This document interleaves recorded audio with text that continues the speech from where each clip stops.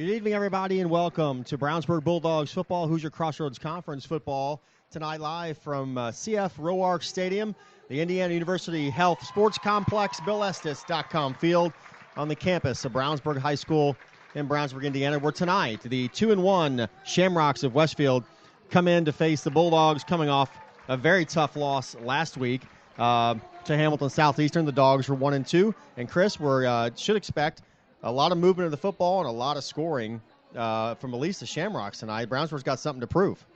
Well, I'm glad you said at least the Shamrocks. Yes, they are a high-powered offense. They run a spread-style offense, throw the ball around to some talented wide receivers.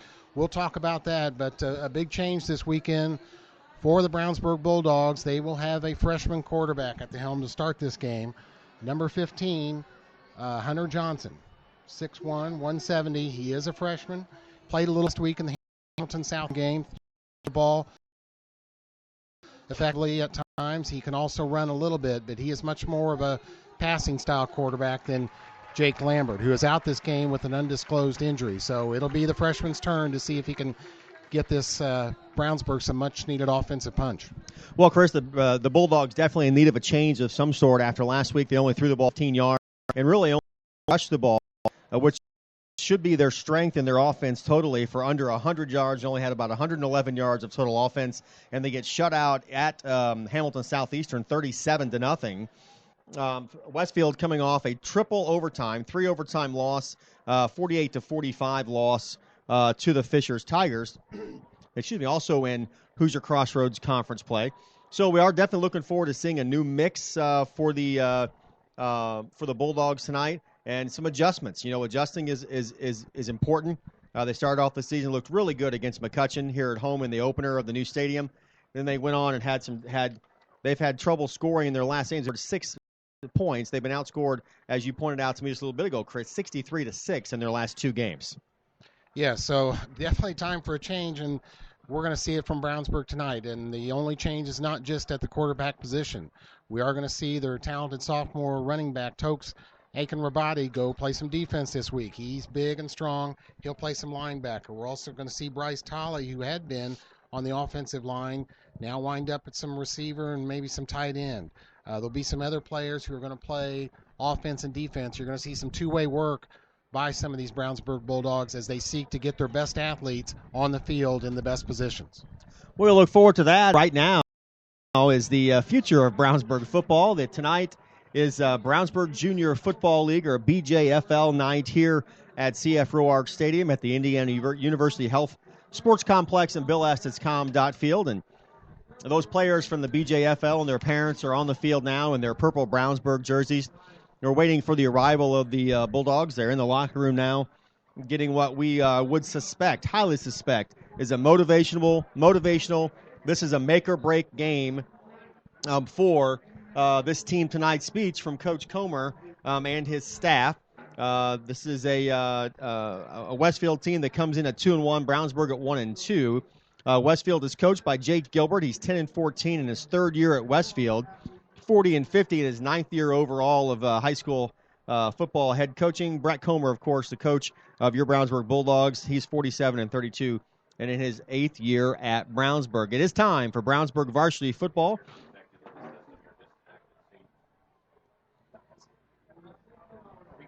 It is time for Brownsburg varsity football, powered by Auto Sports Online. Tonight's broadcast is brought to you by XRBRadio.com, the Hendricks County Flyer, and McDonald's. This game's sponsors include Bill Estes Ford, Brownsburg BMO Harris Bank, Hendricks County Estate Buyers, Ivy Tech, Nelson's Jewelers, Pete Fay, your State Farm Agent, Westside Plumbing, and Panuni's Pizza and Wings. And then we would like to welcome all of you who have joined us, no matter what media outlet you've chose to join us through. And all those who have joined us on IndianaTalks.com as well as XRBRadio.com, and welcome those listeners. Thanks, everybody, for joining us. And those that have also joined us on AudioSportsOnline.com. So, Chris, you're the analyst. You're the guy that usually has the all of the, I won't call it top secret information, but at least the intelligence, we'll call it, when it comes to the Bulldogs and their opponents. So take us through the Dogs and the Shamrocks, and we'll talk about what we should expect tonight from both teams. Right. Well, the Bulldogs, their main challenge in this game, aside from getting some offense going, is to play good defense. And this defense is going to be challenged, as we said, by this Westfield spread offense. That I guess when you talk about the Westfield offense, I did see their game last week. All things start with their senior quarterback, Nick Ferrer. He's 6'4". Last week he was 30 out of 43 passing for 307 yards against Fishers. He has 617 yards passing total offense this year. They do run the spread offense with one back. Primary receiver is senior Devin Reese, 6'3" Ball State recruit. He's going to Ball State next year. He's an exciting, dynamic receiver. They'll move him all over the field, try and get him open in some pass plays. Other receivers for them that are effective are junior Ben Lotfalian and tight end Cole McCrary. McCrary 6'2". You also have to talk about the Westfield running backs. Talented senior Frank Grimes, 6 foot even. They use him in a lot of different ways. He will catch passes out of the backfield too. The Brownsburg coaches, when they saw him on tape, they were familiar a little bit with him last year, but they commented in their tape sessions that this guy's grown up and become a big-time back now. They also like to run in the red zone inside the 20, the running back junior Elvin Caldwell. Now, he's only 5'8", but he's powerful. They use him in their power game and straight-ahead runs. They also have 2 hard-hitting defensive backs, number 1, senior Luke Peters, and number 8, senior Turner Edwards.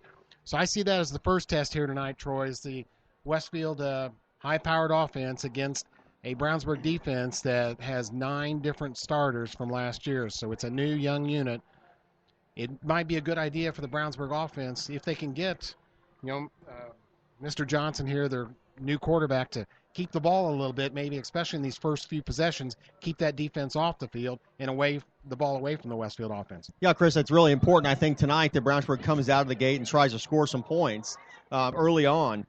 We were talking earlier about how Brownsburg's been outscored this year in different quarters. They have outscored their opponents in the first quarter 28-7, but the vast majority of that came in the McCutcheon game. Right. In the beginning of the season, which was a total domination by the Bulldogs for all 4 quarters of that game. The game was literally over at halftime. Yeah. They've been outscored in the second quarter, leading up to halftime, 41-7. Wow. In the first 3 games of the season. Ouch. They've been outscored in the first half, a combined 48-35.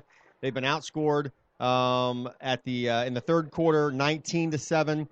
And through 3 quarters, they've given up 67 points in their games this year. Yeah. And of course, they've been outscored in a total this year of 91-55. So, right. Brownsburg comes in, they do a really nice job in the very beginning of the McCutcheon game. That game's over at halftime, and only 6 points in 2 games since then. Yes. Well, they've become, or were known in these last 2 games as a one-dimensional team. So the defenses of these other HCC schools can stack against the run and make Brownsburg throw.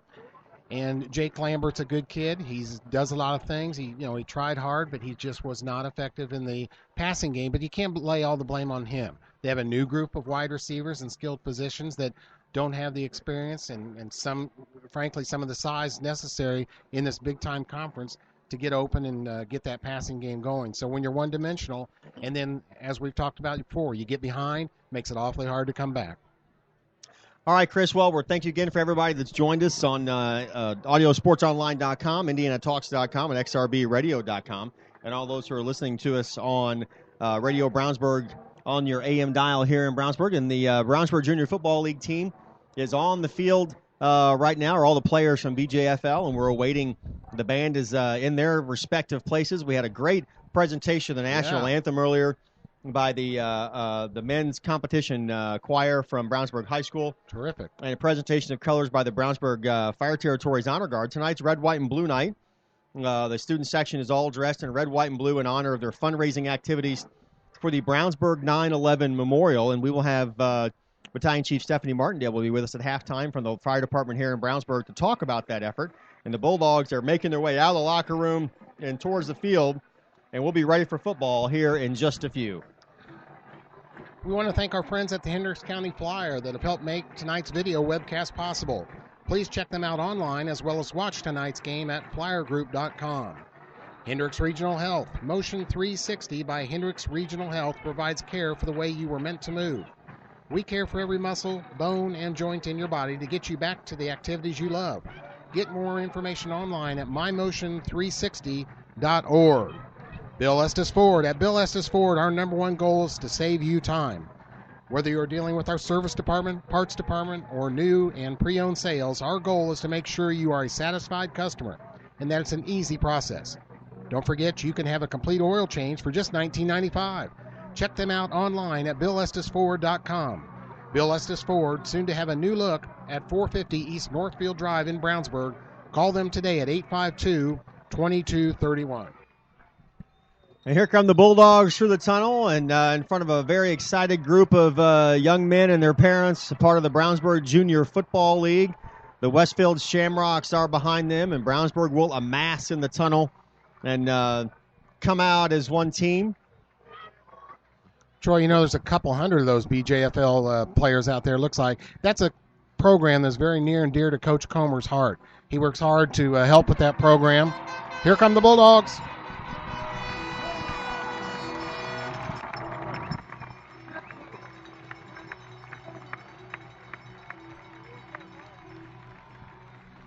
Another nice crowd on hand tonight, Chris, despite the 1-2 record and some pretty subpar performances in the last 2 weeks by this football team. It looks like the home side is going to be near a sellout, about 4,000 fans tonight. And the Shamrocks from Westfield have brought a small student section with them as well.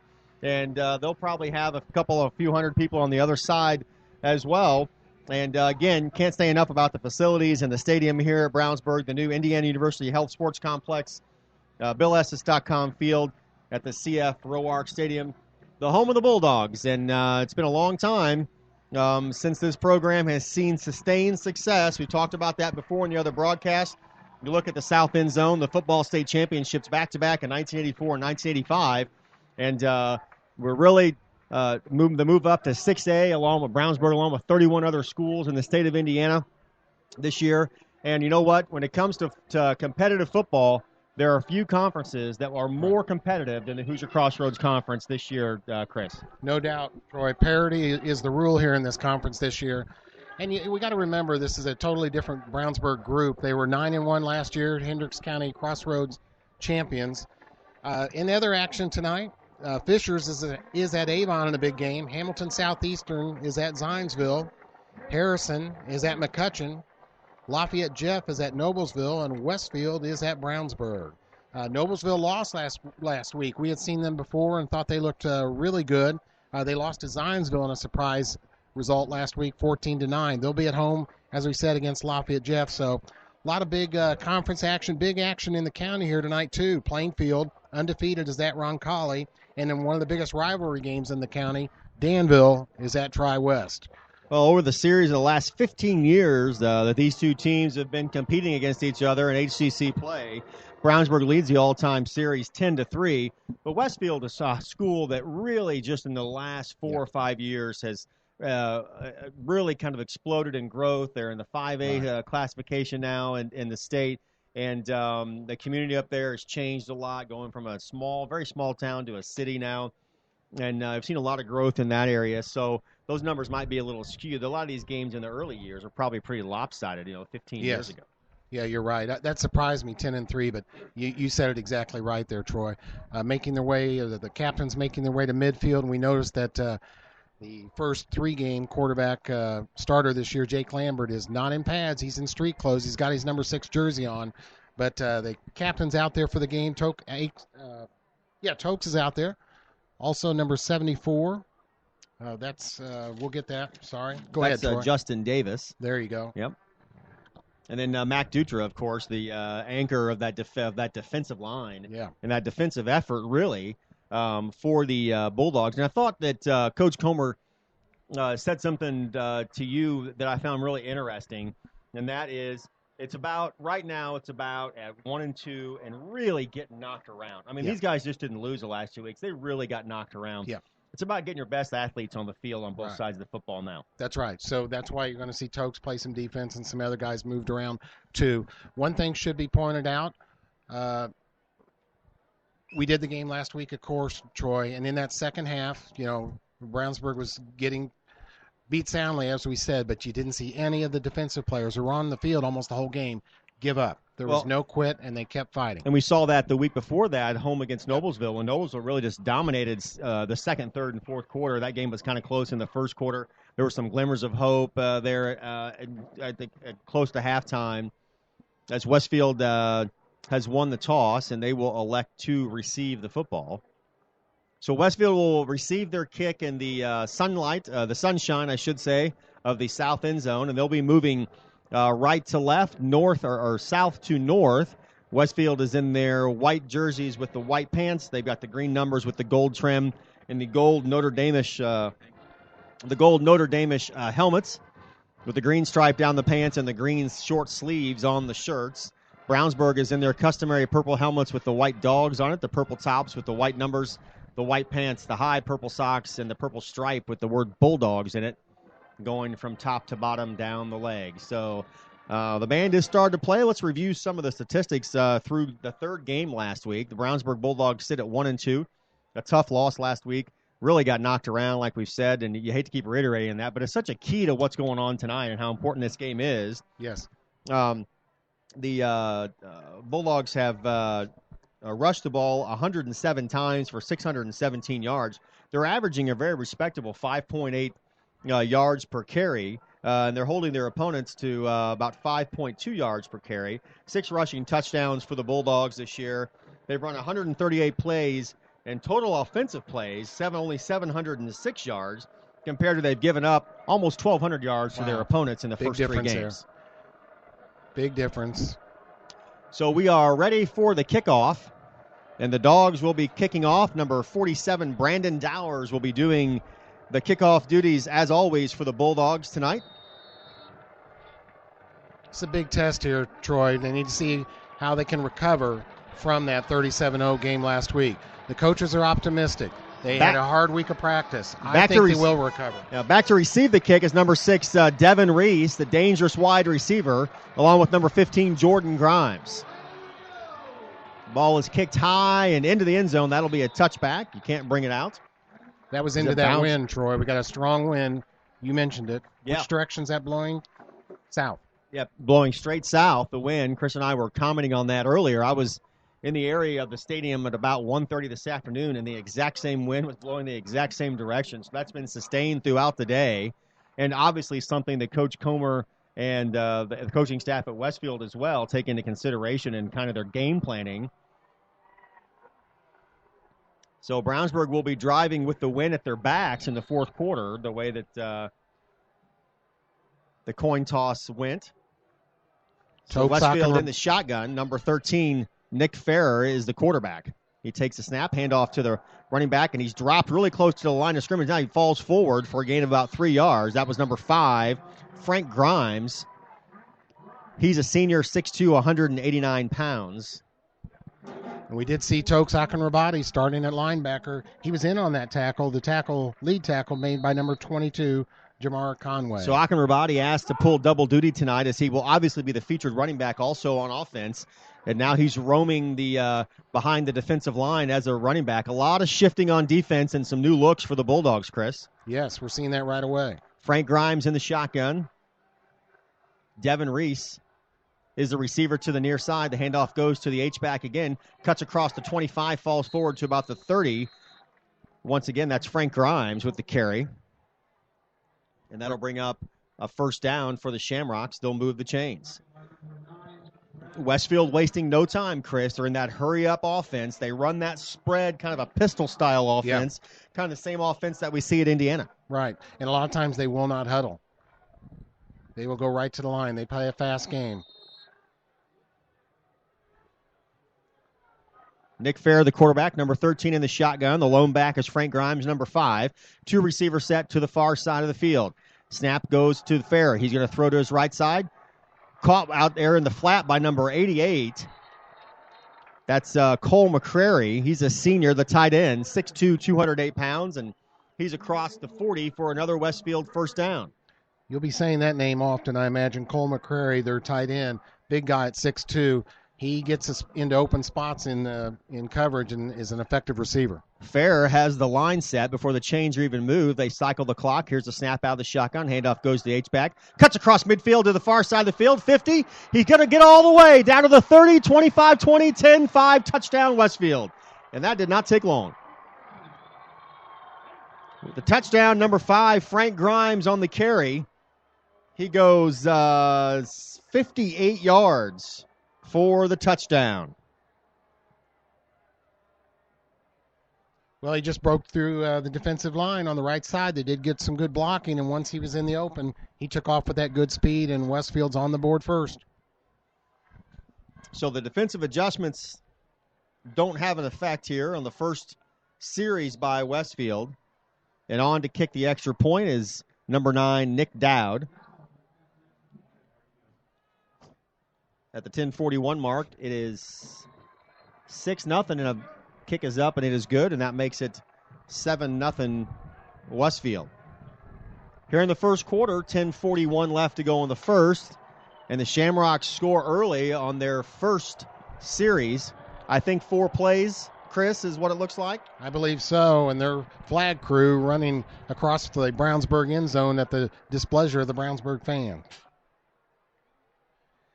Established in 1882 as Harris Bank and owned by BMO Financial Group since 1984, BMO Harris Bank has grown to become one of the largest banks in the Midwest, serving personal, commercial, and affluent customers. They are located at 610 West Northfield Drive in Brownsburg. For more information, call them at 852-2683, BMO Harris Bank at 852-2683. Now is the time to choose Ivy Tech Community College. There is no more affordable option in the state of Indiana for your college education. You can earn an associate degree and start a career, or transfer to a 4-year school and earn a bachelor's degree. A college education is more accessible than ever before. You have choices. Make the Ivy Tech choice. Visit ivytech.edu or call 888-IVY-LINE, IVY line. All right, Chris, here we go. The Bulldogs will be back to receive the kick. And Akin Ravati is going to be back to receive, along with number 21, Devontae Allen. And I keep having this, we talked about this in the pregame a little bit, but I really think Devontae Allen is a key to one of those guys that's going to have to step up and really fill a gap that's left by Tyler Welsh not playing. Yes. Yeah, you always see him in motion in the backfield prior to the snap, and I know they've got things designed for him, but it just hasn't. It's a very short kick, and it's covered by Westfield. They let that ball bounce in a free zone, and Westfield recovered it. And I got to tell you, this happened a couple of weeks ago, almost the exact same thing. It was touched by the Bulldogs and recovered by Noblesville. Those short kicks seem to give them trouble. So a little pooch kick over the top. It is not fielded aggressively by Allen. And Shamrocks cover it quickly. And the ball was covered, I believe, by number 5, Frank Grimes, the guy who ran and scored the touchdown. Yep. Evan Mallor and the Brownsburg defensive line is right back on the field. Let's see if they can stop the Shamrocks here with good field position. So out of the shotgun is the quarterback, Nick Farrer. He's got 2 receivers to the near side, 2 receivers to the far side, nobody in the backfield. Takes a snap, dropping back to pass. Looking, thrown over the middle and tipped up in the air and dropped. The pass falls incomplete. Pass was intended for number 6, Devin Reese. Yeah, they cut him right across the middle on a short pass. He did drop the ball, but Brad Geilander for Brownsburg was right on the defense, right on him. Even if the ball would have been caught, would have been hardly any gain, maybe 2 yards. So Reese with the drop pass. Again, the 10:35 mark here in the first quarter. Westfield threatening, and they lead it 7-0. Fair is the quarterback in the shotgun. The lone back is Frank Grimes.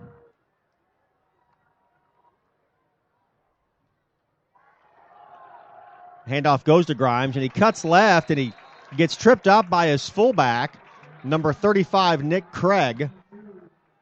Went to try and do a bit of a cut block there, and went to the ground and tripped up the running back. Feet got tangled up. Mac Dutra was on the scene, though, that helped lead to that tackle, we'll say. Nice movement, following the ball there by the defensive line and the linebackers for the Bulldogs. Big third down play here early, Troy. 3rd and 10 from the Brownsburg 22. Fair in the shotgun. 2 receivers to the near side, 2 to the far. Takes a snap. He's going to drop back and pass, looking across to the left side. The pass complete to the tight end, across the 20 to about the 15-yard line. That'll be short of the first down. The pass complete to number 88, the tight end, Cole McCrary. So that's going to bring up about 4th and a long 2. And we'll see what Westfield will do, and you got to think they're going to go for it, and they will. Farrer gets the play call from the far sideline of the Westfield Shamrocks. He's going to be in the shotgun all by himself.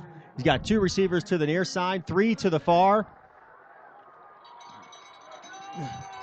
Look at that, Troy. 4th and 3, and they have 5 wideouts. Coaching staff from Brownsburg going crazy on the sidelines. Farrer drops back to pass. Those are in the middle. Complete for the first down. But he's dropped.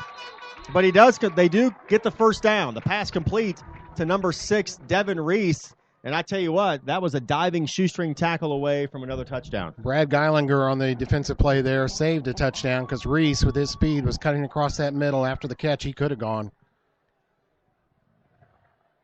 And they are going to mark a first down here, aren't they, Troy? Or are we going to have a measurement? Whoop. Penalty. Flag down on the play. They're going to call an illegal formation on Westfield. Now, they had 5 wide receivers, Chris, which would have left them with 5 down linemen. So maybe too many of them were on the line of those wide receivers. That's what I would Somebody's say. Got to get back in Somebody's got to be off the line of scrimmage and be in that slot receiver H slot position. Yes. So that will negate the first down, and we'll see how they do this. It's going to bring up 4th and 8, I believe. I think the officials are a little confused on the spot themselves here, Troy, with 9:12 left in the first period. 7-0 Westfield here, as Chris said. A little over 9 minutes left to go in the first quarter, and the officials are trying to figure out exactly.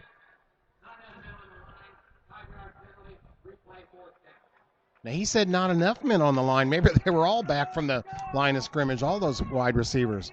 Not sure, and Brownsburg coaching staff asking some questions, kind of holding their hands out, and it looks like the Shamrocks are going to kick it. So the Bulldogs catch a break there on the first down. Completion to number 6, Devin Reese, is negated by a penalty, an illegal formation penalty, pushes him back, and this will be a 35-yard field goal, which is not a gimme by any stretch of the imagination in high school. And this one against the wind.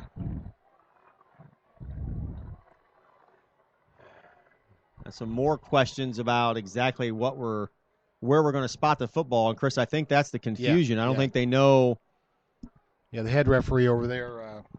So I'm going to assume an illegal formation is a 10-yard penalty, but I don't know that. It's 5 or 10. Troy, I don't think they know either. I don't think they the do. Officials. and so the ball should be spotted 10 or 5 yards back from the original line of scrimmage. And so I think that's where the confusion may be setting in, and they are going to push him back. So that may change. That changes the dynamic a little bit. Okay, they're going to spot the ball at the 20, which was the original line of scrimmage. Yeah.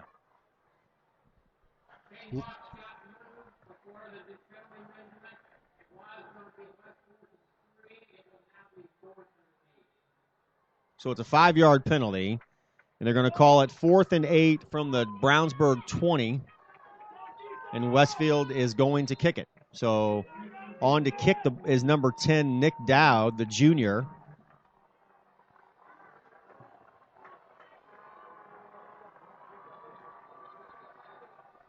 And another whistle, and Coach Comer wants this cleared up, and he went out to talk to the white hat, the lead official, about both the spot and the time, I believe.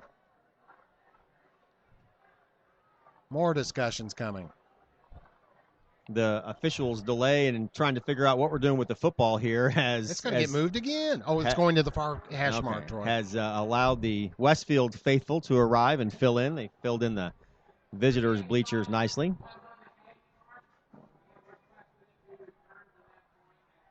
So tonight we will have a crowd well in excess of about 4,000. I think they finally got it spotted here, Troy. I think they do. So the kick's from the far hash mark, and now another timeout. They moved that ball to the far hash mark. The official made the announcement, that the penalty when that's where the hash mark was on when the penalty was called. Now they're conferencing again. The Westfield coach wants clarification now too. Quite a fiasco here. Well, I know it's my job to commentate on it, Chris, but I can't make heads or tails of it at this point. So we're gonna let this play out a little bit. The situation is that the Shamrocks had a 4th down and 2 that they converted on a pass play across the middle to Devin Reese. And the clock rolled again. A gain of about 3 yards. That was negated by an illegal formation penalty against Westfield. And now that brings up 4th down and something, and we just can't figure out what the something is or where the ball should be spotted. And this is, I think, the 4th conference by the officials to try and figure it out. The Shamrocks and the Bulldogs have come to the line of scrimmage twice, and only to be called back by the officials' whistle. So the clock's showing 8:53 left. There might need to be some adjustment in that time, too, because I think the clock has run a couple times. Before this last reset, it was at 9:12. Now, without a snap, it's at 8:53. Here we come to the Brownsburg sideline, comes the lead official now. They're going to put the ball at the middle of the field, in between the 2 hash marks, and now the official's coming over, and the Brownsburg coaching staff is livid. Fans getting impatient, too. Boy, it is a full house on this home grandstand side, Troy. Again, the home grandstands here at the Indiana University Health Sports Complex, BillEssis.com field at CF Roark Stadium holds about 4,000 people. Incredible. That's a mouthful, but I assume it takes a village to build a stadium these days. And a beautiful facility it is. And on a beautiful night. I'm sure this weather helped with the crowd turnout. Now the lead official going back to the Westfield sideline. I will have to say, since we have some time to reflect here, the Noblesville game was miserable in here in this booth. It was hot. Very, very hot, very, very humid. The mandatory water breaks were being brought into by the officials during that game. Crowd booing, and they're going to move that football again now. Well, when this thing gets sorted out, we'll let you know what happens. So now the football is back at the near hash mark. I hope close to the near hash mark.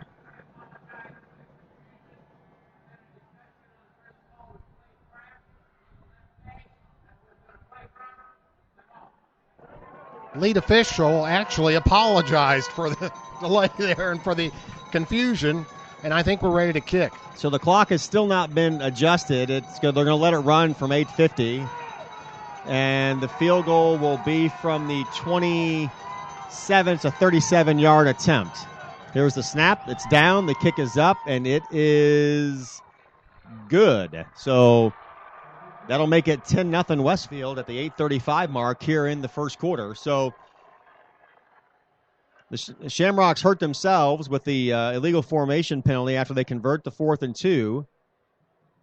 Brownsburg didn't really show that much semblance of offense on the first drive. They make a mental error on the kickoff, turn the ball over to Westfield, and the Shamrocks lead at 10-0. Running a little short on cash or got some collectible items around the house you don't need or want? Take them to Hendricks County Estate Buyers in Brownsburg. They buy gold, silver, coins, tools, electronics, and antiques. They specialize in one-piece or entire collections. If you have an estate or household liquidation, call them first. Ask for Justin at 317-286-3652 7 days a week. They're on the corner of Main and Odell in Brownsburg. That's the Hendricks County Estate Buyers. Well, 10-0 Westfield, 8:35 left to go in the first quarter. So after some stoppage of play for the officials to kind of figure out exactly where they were going to spot the ball for the Westfield field goal, they will now be kicking it off. Number 9, Nick Dowd, who converted the 37-yard attempt. So that's a nice kick for Mr. Dowd for the Shamrocks at the high school level, a 37-yard kick that had a lot left. You know how sometimes the opposing team or whoever will call timeouts to try and freeze a field goal kicker in a big position. He had so much time to think about that, but still made it. He came up with a couple of different plans. That's going to be fielded by the number 21, Devontae Allen. He brings the ball across the 20, the 25. He's brought down in a gang-style tackle at about the 26. Nice aggressive run and return there by Devontae Allen, the 6'1", 175-pound junior running back.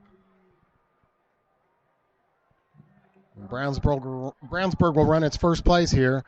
Leading the offense now, number 15, Hunter Johnson, a freshman quarterback. Johnson checks in 6'1", 170.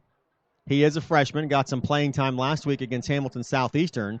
And I believe did he play in the opener against McCutcheon? I believe he did in the fourth quarter. And they're going to stick with the same offense. The ball is pushed forward and handed off to Akin Rabadi.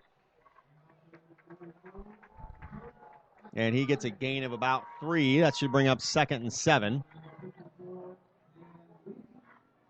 One of the leaders on that offensive line for Brownsburg, Evan Mallory, 6'5", 295-pound junior. It's going to bring up 2nd and 7 from the Brownsburg 31. They trail 10-0. 8 minutes left to go in the first quarter. Under center, number 15, the freshman Hunter Johnson. In the backfield, Akin Rabadi. In motion is Devontae Allen. Handoff goes to Akin Rabadi to the right side. He falls forward for a couple of yards. And, it just seems, Chris, that the Bulldogs can't control that line of scrimmage when they're on offense. And the gaps just aren't there. The defense is closing the gaps. They're just not pushing anybody around and making it really hard for Akin Rabadi to get any positive yardage. He picks up 2 there. It'll be 3rd and 5 from the 33. This Westfield defense, they can be scored upon a little bit, so let's see what happens. Back to pass and throwing over the middle. A diving attempt at the reception by number 99, Bryce Tolley, who is down as an offensive lineman. He's 6'2", 230, and Johnson aired it out for him in a diving attempt. I guess I don't really know what to make of that. The 6'2", 230-pound offensive lineman.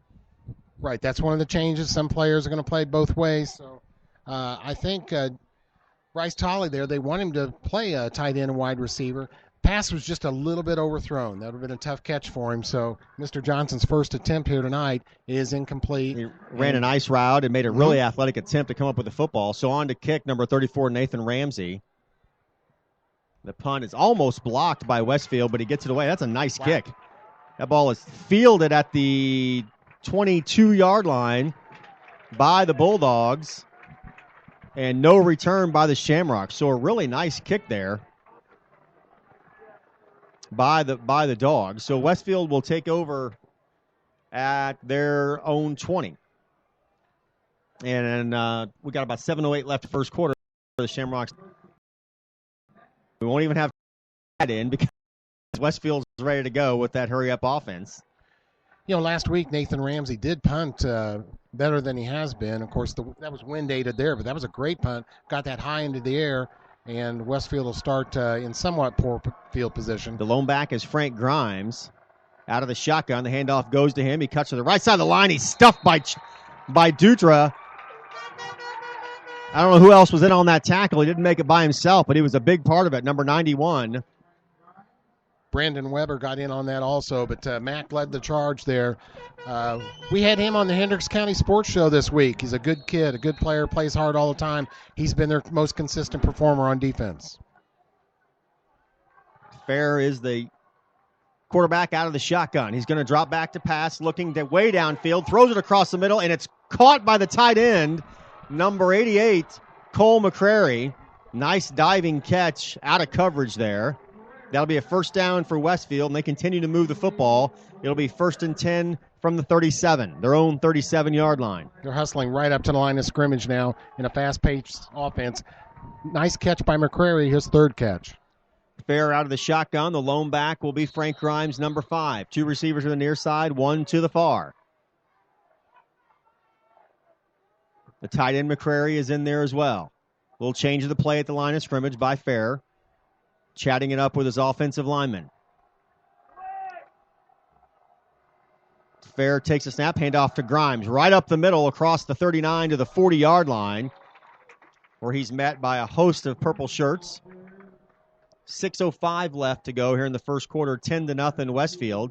And that's going to bring up about 2nd and 6, 2nd and 7 maybe. Now, Toke's not in on this defensive possession as a linebacker. Nathan Ramsey at linebacker, Johnny Dotledge But Tokes not in on this possession as a defender. In the backfield now is Elvin Caldwell. He's a senior running back, 5'8", 148 pounds, and a speedster. And a power guy. Fair out of the shotgun. The handoff goes to Caldwell. Cuts across the 40 and dives across almost to midfield. Dives across the 45, and he's real close to another Westfield first down. Yeah, he's a straight-ahead runner. Troy, a power runner, and he showed it there. Brandon Weber got in on that tackle. Stopped just short of the first down, Troy?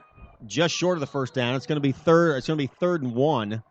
The handoff goes to Caldwell, and he's got the first down and more across midfield to the 50. 40, cuts back across the grain down to the 35 to about the 33-yard line. Another first down and a big gain on the ground for Westfield. Riley Ish on the tackle with the others. Westfield showing they don't have to just throw it around. They're able to run the ball so far in this first quarter against Brownsburg. Fair out of the shotgun. The lone back is Caldwell. 2 receivers to the far side. Everybody else down in the formation. Fair wants to run this offense, trying to get the official out of the way. And I don't know the reason for the stall there. Clock running, 5:04 left, 10-0 Westfield. Fair running that. I don't know if you really classify it as the pistol, but it sure looks like it. Very spread offense. Move the ball fast. No huddle. Fair takes the snap. Fakes the handoff to Caldwell. He's going to pass the ball downfield. Across the middle. Touchdown, Westfield. Boy, a beautiful throw there by quarterback Fair. Over the middle to the wide receiver Reese. Devin Reese, the speedster, the Ball State recruit, I believe, right, yes, Chris? Yes. With the touchdown, a beautiful throw by Fair.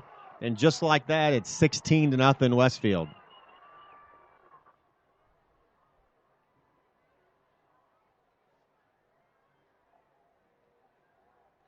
Boy, that was a good throw. Right over the top, gave it some air. His receiver ran open underneath it, and Reese caught the ball just almost right at the goal line, stepped into the end zone. 16-0 Westfield. That high-powered offense off to a good start here, Troy. So Nick Dowd on for the kick. It will make it 17-0. 4:39 left to go in the first quarter, and the Bulldogs continue to struggle on defense. At the 4:39 mark in the first quarter, the kick is good. The Shamrocks lead it 17-0. Did you know Nelson Jewelers in Brownsburg has been serving Hendricks County and the west side of Indianapolis with an extensive selection of finer diamonds and gemstones since 1958? Nelson Jewelers is a family-owned jewelry store specializing in unique jewelry, jewelry repair, appraisals, and watch repair. Nelson Jewelers is conveniently located in downtown Brownsburg across from the Hendricks County Bank.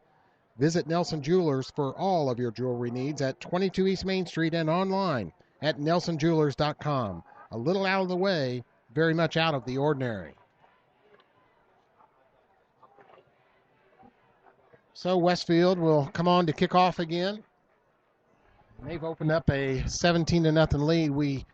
Both Troy and I thought it was important for Brownsburg to get off to a good start. Maybe run some time of possession, get off to the lead, and try and hold that ball, keep the high-powered Westfield offense off the field. But that has not happened so far. So let's see if Brownsburg offense can get the ball and keep it for a little bit here with a good time of possession. Start a little drive here. 4:39 left to go in the first quarter. 17-0. Westfield leads the Bulldogs. The home fans trying to stay in a little bit. It's been a rough spat for the last 2 games and 1 quarter for Brownsburg as they have been held to only 6 points. There's the kick. It's going to be fielded by number 2, Cameron Harrison, who is knocked to the ground. No, I'm sorry. That's not Cameron Harrison. That's number 2 on the Shamrocks. That's Zach Carlson, who was knocked to the ground by Devontae Allen, his own player.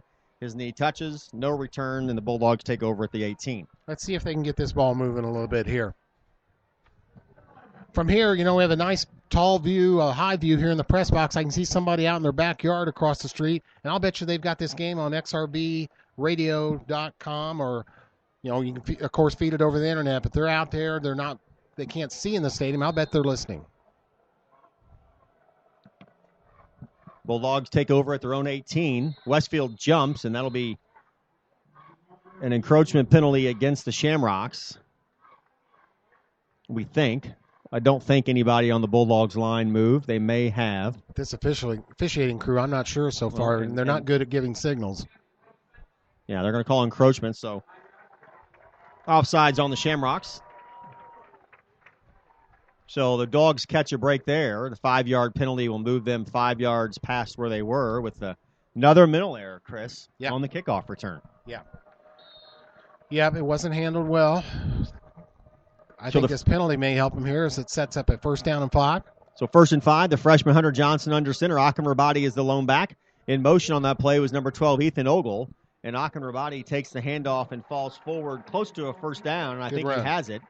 And that is the first down of the game for the Bulldogs. Good power run there. Got some good blocking up front by center Dustin Dowers, a 6'1 junior, 255 pounds. The Bulldogs with 28 rushing first downs. That's their 29th this year. Only 6 passing. That's quite a discrepancy, Troy. Yes, it is. Between passing and running first downs. But we know that coming in. Brownsburg coach is trying to change things here in this game to get more effective passing game. Johnson under center. Akin Rabadi is the lone back. The handoff goes to him. He does go to him. They almost faked me out, and he's met with a host of white shirts and gold helmets, and he's pushed back for no gain. He might have lost 1 or 2 yards there. They are going to, looks like they're going to say a gain of 1. So it's going to be 2nd down and 9 from the Brownsburg 30.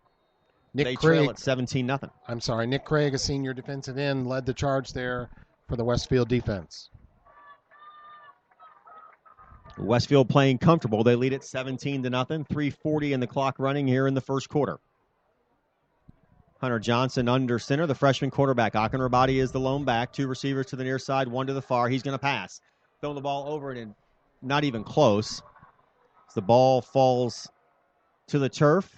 Pass intended for number 99, Bryce Tolle. You'd really like to see the young kid get a completion here, get a little confidence. That ball was just missed its target by quite a bit. So I think a completion, if he can just get 1 or 2 completions, that'll get him started. It almost looked like the intended receiver cut in instead of cut out. It almost looked like maybe there was a route problem there. Yeah, that could be. The ball had distance, but it wasn't within 4 yards of the receiver. So Akin Rabadi is the lone back. Johnson under center. 3rd and 8 from their own 30 for the Dogs. And the handoff goes to Akin Rabadi. He cuts across the 40-yard line, and he's real close to the 1st down, and I think he's got it. Big run there for Akin Rabadi, and that's exactly what the Bulldogs needed. 1st down for Brownsburg is signaled by the head official, and the Bulldogs continue to move the football. Last week they tried to do other things because of the defensive keen on Akin Rabadi, but this time you may see him get more touches no matter what because he is a powerful running back. He can do some things. So when he gets open in the field, he shows speed, burst that can get some good gains, and he got a good one right there. 1st and 10 from their own 40. In motion is Devontae Allen. The pitch goes to him to the near side. Cuts across the 40, met by a host of defenders, and brought down at about the 43-yard line, the 44-yard line for a gain of 4. Troy, that's something you wanted to see. Devontae Allen get the ball in those pitch outs when going behind the quarterback in motion. It just seemed that in that first game against McCutcheon that he really seemed athletic when he was involved and was able to really gain some positive yardage and show off a little bit of speed. Allen remains in the game. Akin Rabadi is the lone back. Johnson comes to the line of scrimmage under center, takes a snap, and the handoff goes to Akin Rabadi. Nice run up the middle, knocks over a defender, cuts across midfield, and that's another 1st down for the Bulldogs. That was a good run. Their big defensive end, 263-pound Keontae Crawford, broke through the line of scrimmage, tried to grab folks in the backfield there, but he burst by him for a 1st down. It's going to be 1st down and 10 from the Westfield 47, and the Bulldogs, if nothing else, are giving their defense a rest here, showing some really nice movement on the football, and starting to maybe give a little bit of pushback on that line of scrimmage. Akin Rabadi is the lone back. The handoff goes to him, cuts back up the middle, and he's across the 45 to about the 44-yard line. Should be a gain of 3. Brings up 2nd and 7. He ran over his center's block there. Dustin Dowers held his man at bay, gave Tokes a few yards there. 2nd and 7 here. Under 2 minutes left in the first period. So 2nd and 7 from the Westfield 44. The Bulldogs trail 17-0. Nice crowd on hand here tonight. Stadium's pretty full. Beautiful weather. Akinrabadi is the lone back. 4 wide receivers. Back to pass and trying to avoid the sack is the quarterback Hunter Johnson. He's brought down for a loss of 1 at the 45. So that's going to bring up 3rd and 8. That was a good move there by Hunter. You know, he looked to be sacked for sure. He had a big group of defenders right around him, burst out of that pocket somewhere to avoid a loss. That had all of the makings of a big loss of 5 or 7 yards. So it's just it is officially a loss of 1 on the play as he rolls out of the pocket to run the football and only gets back to the 45. So 3rd and 8 from the 45-yard line. And the handoff goes to, he's going to keep it around the far side is the quarterback Johnson. 1st down. Good play by the young man there. Nice fake to Akinrabadi, who sent it right up the gut, acted like he had the football. And Hunter Johnson, the freshman quarterback, takes it around the far side of the line of scrimmage for the 1st down. It'll be 1st down and 10 from the Westfield 35. Good play by Hunter there. He executed the fake well, as you said, but then showed some speed and running ability to get around that left end. So the Bulldogs trying to give this home crowd something to cheer about. Receiver to the near side, number 3, Isaiah Hightower. He's the lone wideout. Devontae Allen in motion. The handoff goes to Akinrabadi, and flags are everywhere. And somebody was either in the neutral zone or moved early, but there were no whistles. We'll see what the call is. You know, we talked about a little possession time here for Brownsburg. That was the 10th play of this drive that started at their own 18. So if they can keep this going, be just what they needed here at the end of the first period. Cannot express enough how much the Bulldogs need a touchdown, Chris. Well, there's no doubt about that, Troy. I really like the play by Mr. Johnson. Now, you can see the coaches, him being a freshman, he's not staying in the huddle between plays. He's coming over here and talking to the offensive coordinator to get his instructions and his play calls. Now he'll head back to the huddle. The illegal shift there on the offense. Looks like Devontae Allen may have gotten in motion a little early. Didn't take all the right steps. It brought all 3 flags from the officials, so it was pretty obvious to them. So Hunter Johnson, the freshman under center. Akinrabadi is the lone back, 1 receiver to the near side. Fakes the handoff to Akinrabadi, and keeping the ball himself is Johnson, and he's brought down at the line of scrimmage for no gain. Big number 58 made the tackle for them. Anthony Doherty, a senior defensive lineman. That's going to be the last play of the first quarter. 9 seconds, 8 seconds, 7 seconds left. So the Bulldogs will start the second quarter with the football and the wind in their face as they drive to try and score here in this game for the first time. 12 minutes left to go when we come back in the second quarter, 17-0 Westfield. What is a good neighbor? It's someone nearby who helps make your life a little easier. It's State Farm agent Pete Fay. He takes the time to understand your insurance and financial needs. So whether you're preparing for your child's college education or planning for your retirement, get the kind of help you'd expect from a good neighbor. Visit State Farm agent Pete Fay at 431 East Northfield, Suite 100 in Brownsburg. Like a good neighbor, State Farm is there. Panuni's Pizza and Wings in Brownsburg has something for everybody. Pizza with more toppings than you can count, including specialty pizzas. 5 different kinds of calzones, breadsticks, and cheese bread with 2 kinds of dipping sauce, all made in-house with Panuni's own hand-tossed dough. And don't forget Panuni's jumbo wings with 12 kinds of sauce. Mention the XRB special and get 10% off of your order. Open Sunday through Thursday, 11 a.m. to 9 p.m. Friday and Saturday open until 11 p.m. Dine in, carry out, or free delivery. Call 286-3500. Panuni's Pizza and Wings at 1447 East Main in Brownsburg. Call them at 286-3500. Well, we're getting ready to start the second quarter here. 12 minutes left to go in the half. And Brownsburg will change ends. They'll be going from right to left now on your radio dial, driving from the south end zone to the north end zone. The ball will be placed at the 40-yard line. It's 2nd and 15, the result of a illegal shift penalty against the Bulldogs. The Dogs come to the line of scrimmage. Hunter Johnson, the freshman quarterback, under center. And the lone back is they're going to pitch to Akin Rabadi, who was in motion. He's going to get caught in the backfield for a loss of 2 yards.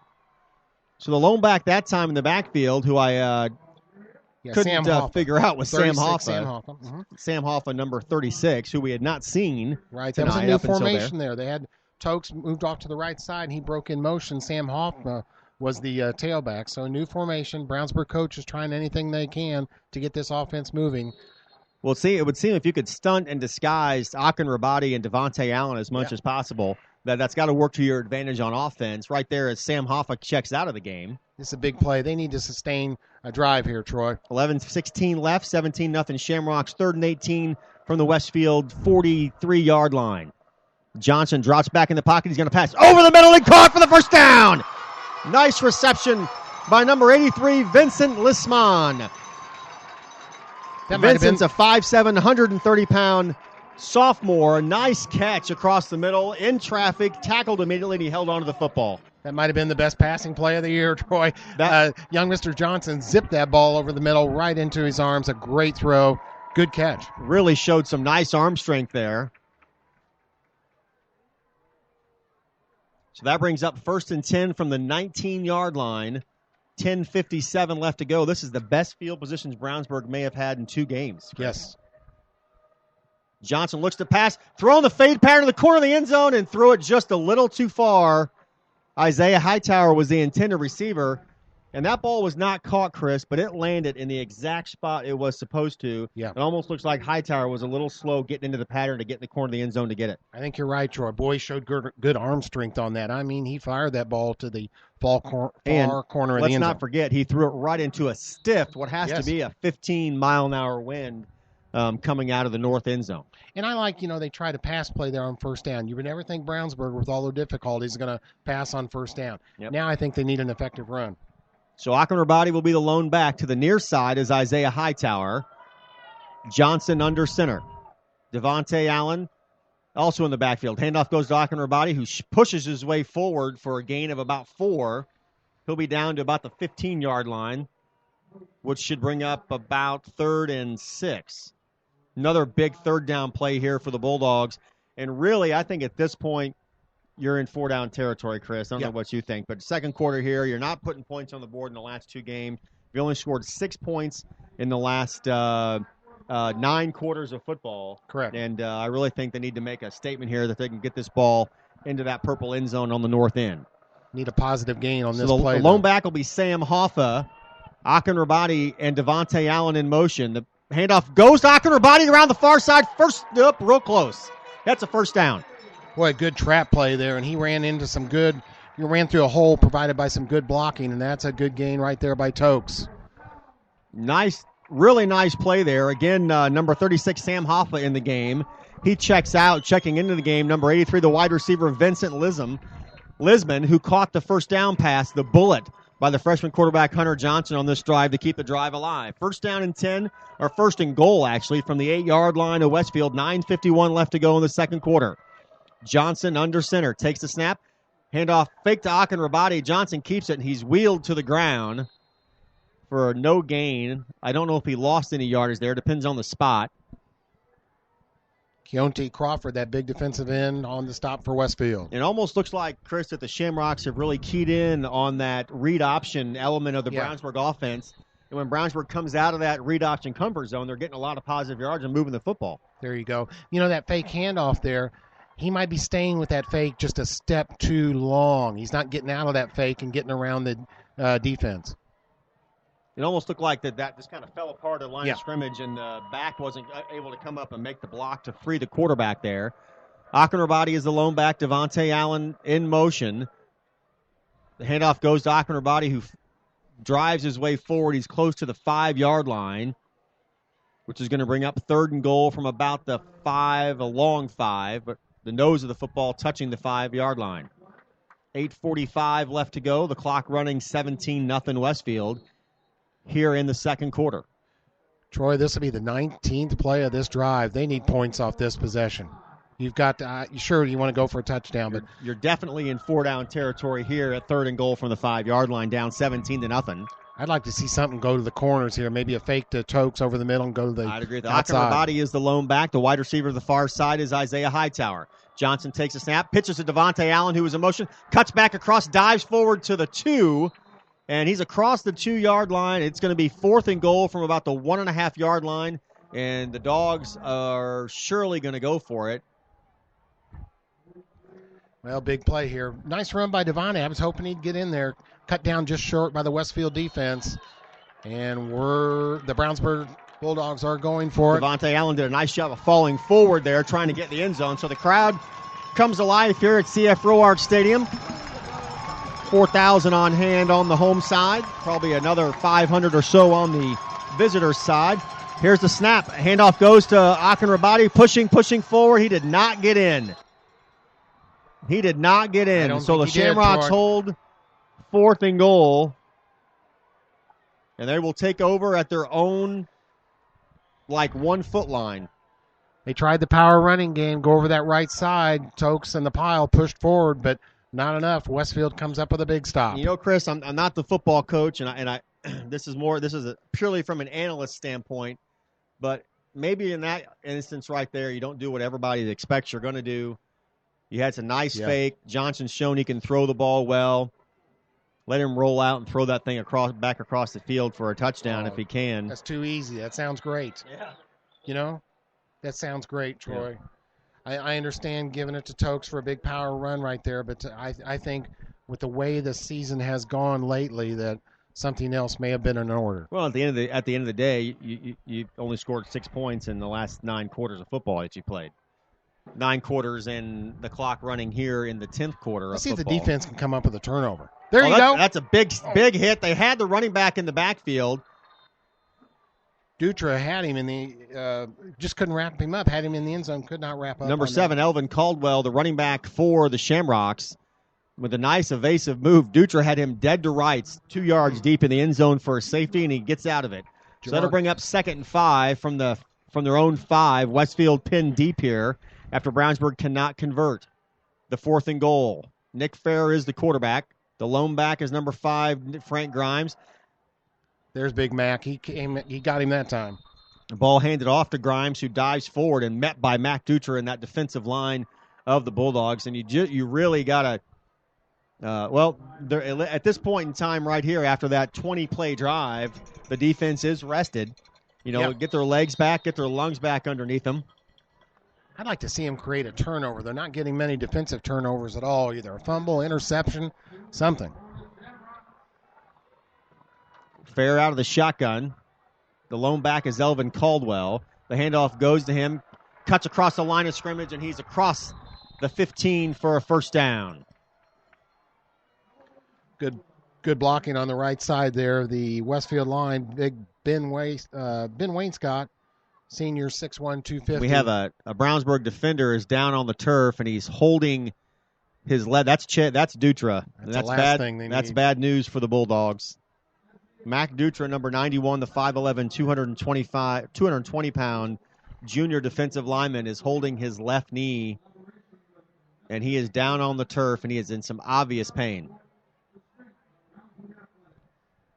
Let's hope it's nothing serious, Troy, because that would be a serious blow to their defense. The coaches have called him their most consistent defensive performer this season. Coach Comer out to visit along with the athletic training staff from the Bulldogs. We're at the 6:20 mark, left to go in the first half. 17-0 Westfield. A 20-play drive by the Bulldogs, and Dutra's going to get up. He's going to, with some help, get off the field. He's holding that left leg up. Yeah, he can't put any weight on it so far. Doesn't look too good here, Troy, for Mac. Certainly would not expect, as he starts to walk on a little bit, would not expect to see him again tonight. And that is a huge blow for the defensive effort of the Bulldogs. And, of course, our thoughts are out to Mac Dutra and his family as hopefully have some good news from the sideline on the severity of that injury. Brandon Weber, Evan Mallory. Looks like Mallory came in to take his place there. Nathan Ramsey on the defensive line, along with Stone Neese. Shamrocks with the ball out of the shotgun, and the Bulldogs jumped and made contact, so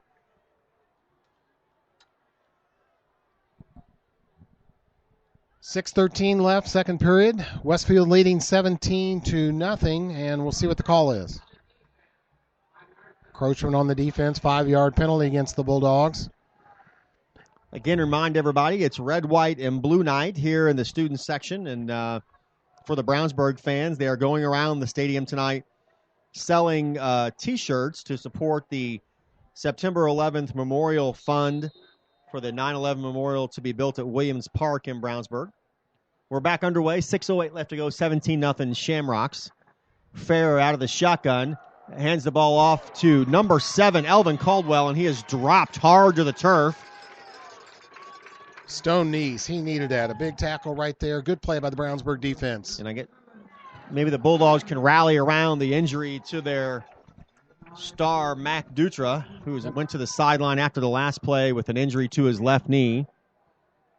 Would not expect him to return, but we will see. Wait for word from Brownsburg sideline. Stone Neese got fired up on that defensive line after Mac went out. I said, I'll take takes it. The snap. Handoff goes to Caldwell. Good hit again. He was stuffed at the line of scrimmage again, and he's brought down for no gain. That'll bring up third and about 7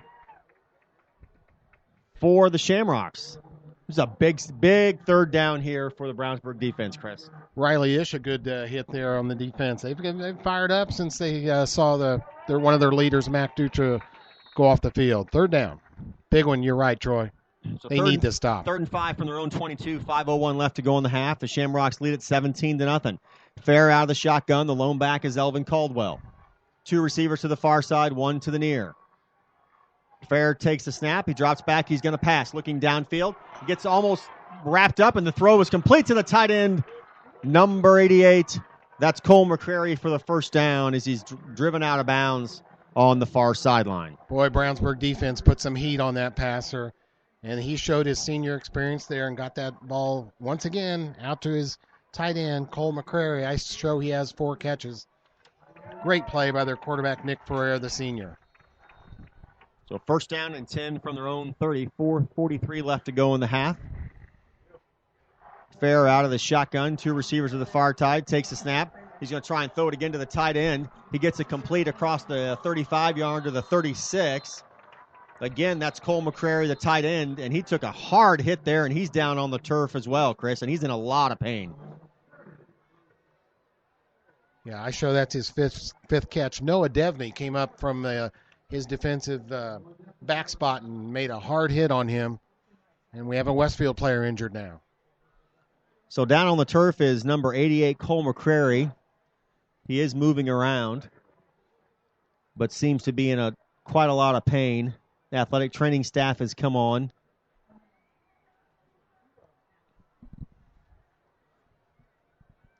They're going to help him up off the field, it looks like. He'll be able to get up with some assistance. Tune in to xrbradio.com every Friday at 5:30 p.m. for the McDonald's Hendricks County Sports Show. Join Brian Scott for a full hour as he interviews coaches and student athletes from Brownsburg and Avon High Schools. You can also watch the taping in person at a McDonald's near you every Wednesday night. Check out the McDonald's Hendricks County Coaches Show broadcast page on xrbradio.com or audiosportsonline.com for store locations. We're set to go here, Troy. Westfield player, certainly a factor here in this first half. Cole McCrary, their big tight end, being helped off the field. So 4:36 left to go in the half, 17-0 Westfield. They have the ball at their own 36-yard line. And it's going to be 2nd down and, I believe, 4.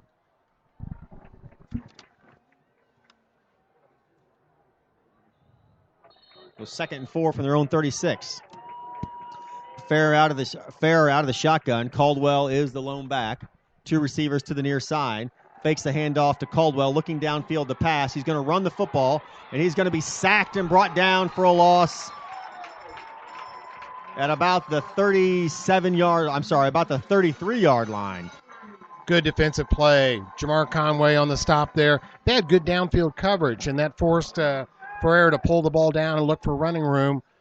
And Brownsburg defense got the sack, a good play. That's going to bring up 3rd down and about 6.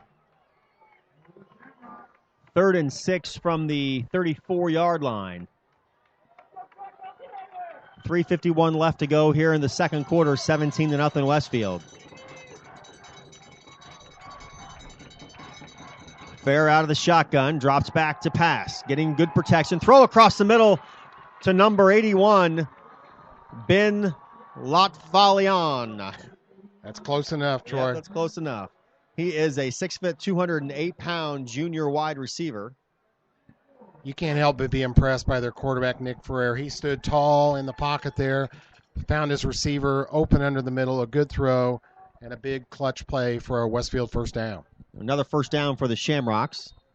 3:36 left to go in the first quarter. They lead 17-0. They'll have the ball 1st and 10 from their own 47. Yeah, Ben Latfalian may become their primary receiver after the tight end McCrary left with an injury.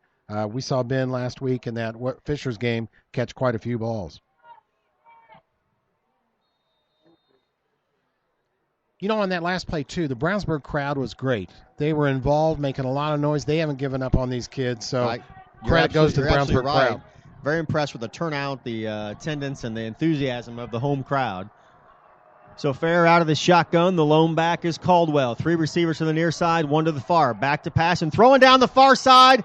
Oh, and the pass interference was very obvious there as the Brownsburg defender was beat from the word go at the line of scrimmage. Noah Devaney got caught there on his man got a step ahead of him. Noah tried to defend him well, but he definitely had his hands all over him. Pass was intended to Turner Edwards down the far sideline. It was incomplete. Pass interference is called, and that will bring up 1st and 10 for the Shamrocks.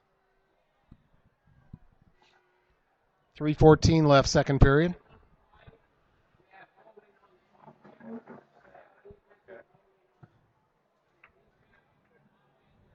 Oh, they're going to call the penalties. They're going to offset. What was the offensive penalty? So he had a holding on the offense. Okay. Instead of calling pass interference, they called holding on the defense on the receiver. So those penalties will offset, and it'll remain 1st and 10 at the 47. Fair in the shotgun. The lone back is Frank Grimes. 3 receivers to the near side. Fair back to pass. Across the middle again to number 81. Latfalian. Brownsburg came on a blitz there with Jamar Conway off that right corner, but he couldn't get to the quarterback in time. Another completion for Westfield, 2nd and 3. 3 receivers to the near side, 1 to the far. Fair in the shotgun. The lone back's number 5, Frank Grimes. Takes the snap, looking to pass again. Now he's going to hand off to Grimes, who takes it across the 45, and he's met there and dropped down. They're going to spot it at about the 48-yard line. I'm sorry, about the 42-yard line, and that's a first down, the 42 of the Bulldogs. Zach Carlson on the tackle. Westfield ran a little delay there and gave it to Mr. 5, Frank Grimes, for a good gain. So Grimes is a lone back again. 3 receivers to the far side. Trips left, 1 receiver to the near side. Fair out of the shotgun. Looks to the sideline for a change in the play. Communicating to his line of scrimmage. 1st and 10 from the 42. Fair takes the snap. He's going to throw to the near side, this time to number 6, Devin Reese, who makes a nice move down the 20 to the 10-5 touchdown. He left the Brownsburg defender absolutely in the dirt, and his touchdown in the south end zone, and just like that, it's 23-0, 2:06 left to go in the second quarter. Troy Brownsburg rushed 6 men trying to put some pressure on that passer. He threw it out there quickly to Reese, but that 6-man rush left nobody hardly in the backfield or in the defense to stop Reese and his quickness from scoring on that play. So a little bit north of 40-yard touchdown pass by Fair. pass was complete to number 6, Devin Reese. And the kick for the extra point is up, and it is good. And with 2:06 left to go in the first half, Westfield leads it 24-0. Westside Plumbing. When plumbing problems arise, do you want a plumbing company with an impressive truck or fancy jingles? Of course not. You want your problem solved quickly and at an affordable price. At Westside Plumbing, we understand you want a plumber who is honest, respectful, and knows how to fix the problem. Westside Plumbing provides fast, professional plumbing service 7 days a week. When you invite Westside Plumbing into your home, be assured they will be knowledgeable, timely, and will give your home the respect it deserves. Honesty, integrity, and respect. That's what you get when you call Westside Plumbing at 445-8399. That's 445-8399. Westside Plumbing, serving Brownsburg and all of Hendricks County. Well, it's 24-0. Sure is a beautiful weather night here, though, I'll tell you that. But the score not so beautiful for Brownsburg as they've fallen behind this high-powered Westfield offense. And as we saw right there, they rushed 6 men, trying to put some pressure, trying to change things up. But the experience of the senior quarterback there had a man open on the right side, and Reese, when he catches it like that, he's dangerous, knows what to do, put it in the end zone for the 24-0 Shamrock lead. Well, 2:06 left to go in the first half. As Chris said, the Shamrocks lead it 24-0. They'll be kicking off left to right, kicking into the south end zone. Back to receive is Akin Rabadi and Devontae Allen for the Bulldogs. And the kick is up. It is high. It is deep. It's going to be fielded by Akin Rabadi at the 5. Kicking it up the near sideline, and he breaks away a little bit. Oh, he's hit hard on the near sideline and taken out of bounds at about the 34-yard line. Well, nice return there by the Bulldogs. There's something different, Troy. Akin Rabadi on the kick return team. Josh Beer, their defender on that play, came up and gave him a hard lick there at the sideline. Tokes jumped right back up, and now he'll head out onto the offense. They had a long drive last time. Let's see if they can put another one, and we may see the 2-minute drill here, which they do in practice at the end of their practices. So under center is Hunter Johnson, the freshman quarterback. He's going to keep the ball himself. He's going to pitch it to Devontae Allen on the far side. Devontae's got to see him across the 40. Down across midfield to the 50. There's going to be a holding penalty, I think, against the Bulldogs. That might be a face mask grab, though. Could be a face mask grab. It came in from the official who was kind of far away from the play. No, Brownsburg offense going back. Let's see. They're going to put the ball spotted at the 45, but it looks like it's going to be against the Bulldogs. The ball spotted at the Westfield 45. Really nice run there by Devontae Allen on the pitch to the right side.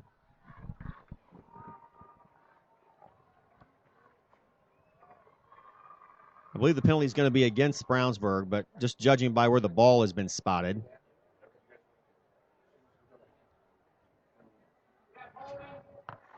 Now it is holding against the Bulldogs, so that negates a really nice run, a nice offensive play there by the Bulldogs. Boy, what a shame it has to come back on a penalty there. That's a big hurt, Troy. So that was a run, a pitch right from the 33-yard line of the Bulldogs all the way to the 45 of the Shamrocks, negated by a holding call.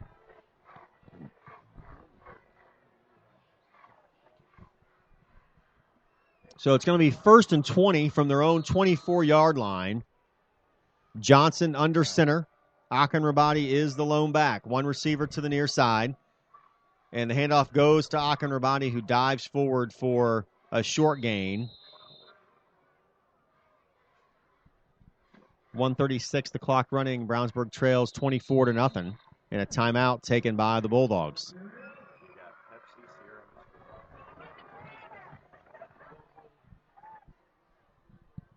Well, they're going to call a timeout, see if they can get something going here, Troy. They sure need to. Boy, that penalty was just a backbreaker there. That was a killer.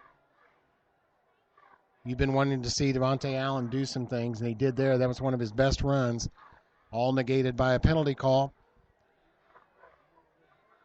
We should see Mr. Johnson and his arm here.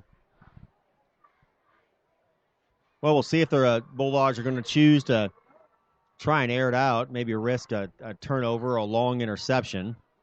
1:33 left to go in the half. They trail 24-0.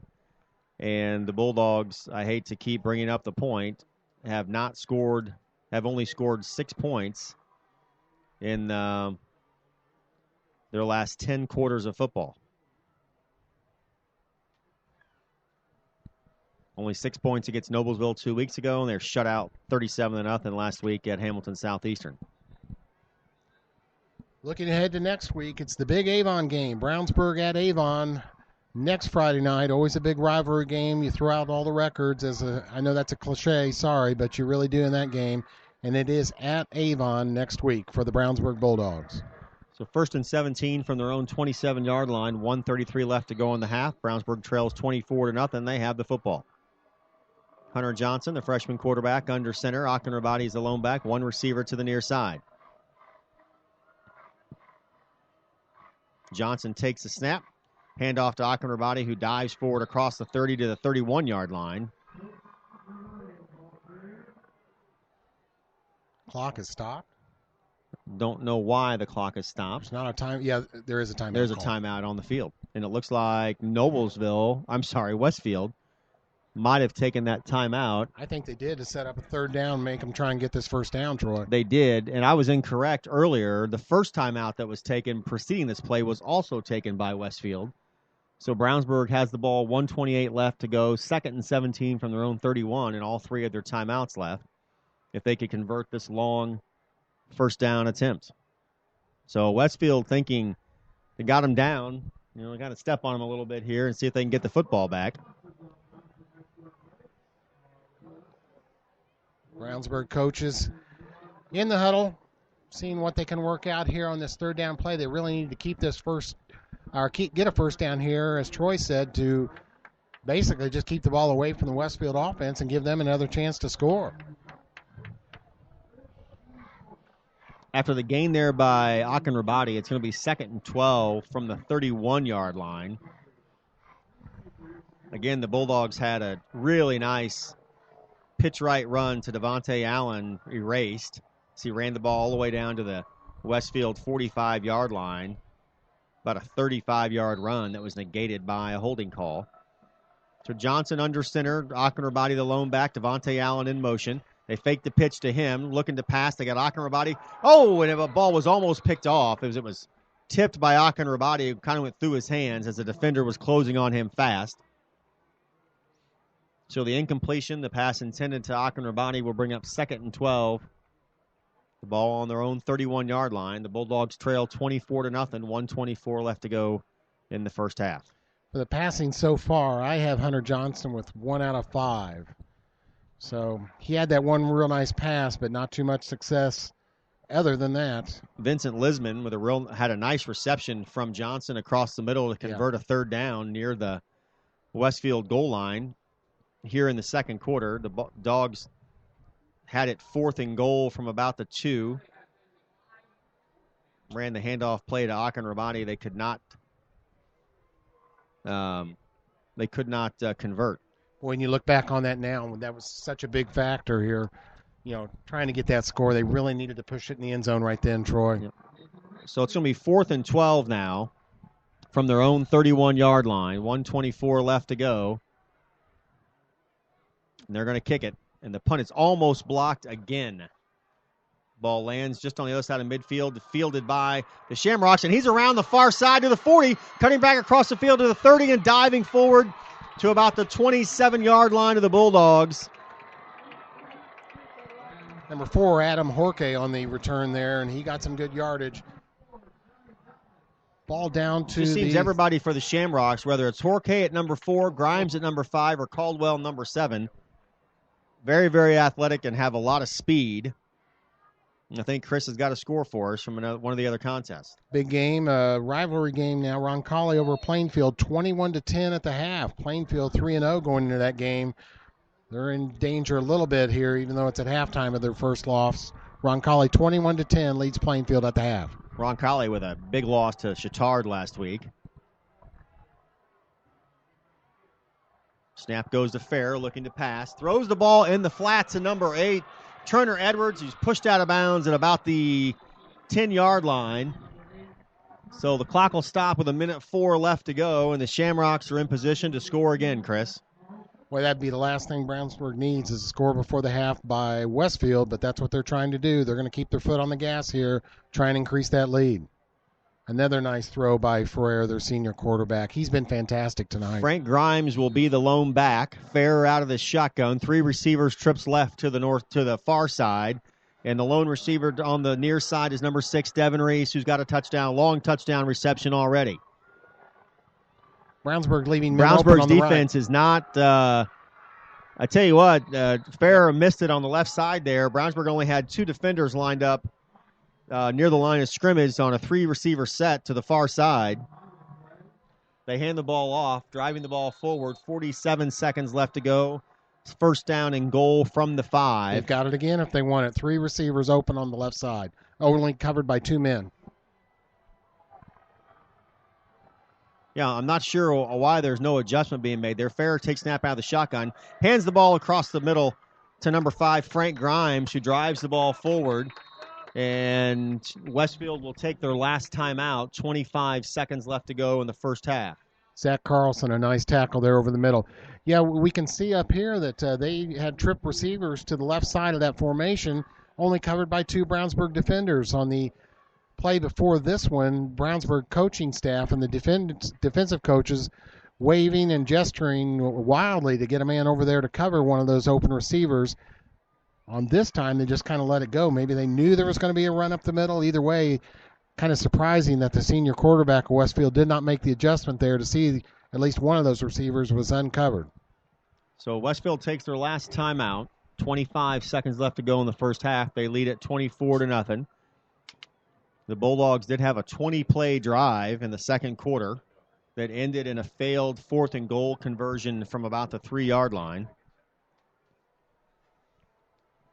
So Ferrer, the quarterback for the Shamrocks, out of the shotgun. The lone back will be number 5, Frank Grimes. 3rd down and goal. And you got to think that Westfield's probably in 4-down territory as well, Chris. 3 receivers to the far side. Ferrer drops back. He's going to pass, looking, throwing the ball to the corner, and pass intended for number 8, Turner Edwards. The ball falls to the turf, incomplete, but that gives the Shamrocks another shot. And Ferrer took a pretty good hit there. He did. Zach Carlson was put a lot of pressure on Ferrer right there, and that defensive charge had an effect on that inaccurate pass. So good defense up the middle. Ferrer out of the shotgun. Grimes is the lone back. 2 receivers to the near side, 2 receivers to the far side. They are going for it here on 4th down. Ferrer takes a snap, back to pass, looking, throws the ball in the end zone, touchdown. Number 6, Devin Reese, his 2nd touchdown reception of the game. 3rd touchdown reception of the game. And he is their featured receiver, and the evidence there speaks for itself. 30-0. 18 seconds left to go in the first half. And I got to tell you, Chris, the Bulldogs have suffered through this half of football. We do have an injured player on the field, and it is a Brownsburg defender. We have not seen Mac Dutra return since he went off with an injury, and that's a young man injured right now that's being helped off that's had a good first half. Jamar Conway's made several tackles, and he has a left leg that looks injured right now. He's being helped off. I also do not see Dutra on the sideline. Doesn't mean he's not there. I just don't see him. I would assume he has gone to the locker room to be evaluated. Just about everything that could go wrong in this first half has for Brownsburg. So on to kick the extra point are the Shamrocks. 18 seconds left to go in the first half.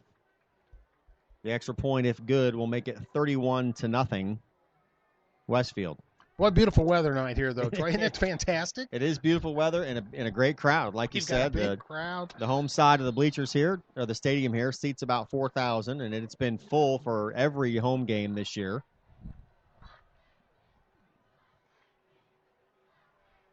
Oh, and the kick is, the snap is fumbled by the holder, and so the conversion will not be good, and the score will remain 30-0. Something went right for Brownsburg. 30-0 for the Shamrocks.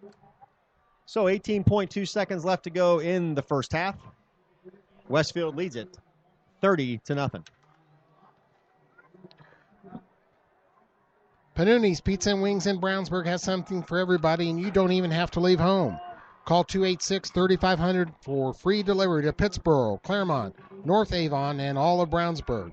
Specialty pizza, calzones, breadsticks, and cheese bread, all made in-house with Panuni's own hand-tossed dough. Not to mention Panuni's jumbo wings. Tell them you heard it from XRB and get 10% off your order. Check out their Facebook page for specials. They're open Sunday through Thursday, 11 a.m. to 9 p.m., Fridays and Saturdays open till 11. Locally owned Panuni's Pizza and Wings on 1447 East Main in Brownsburg.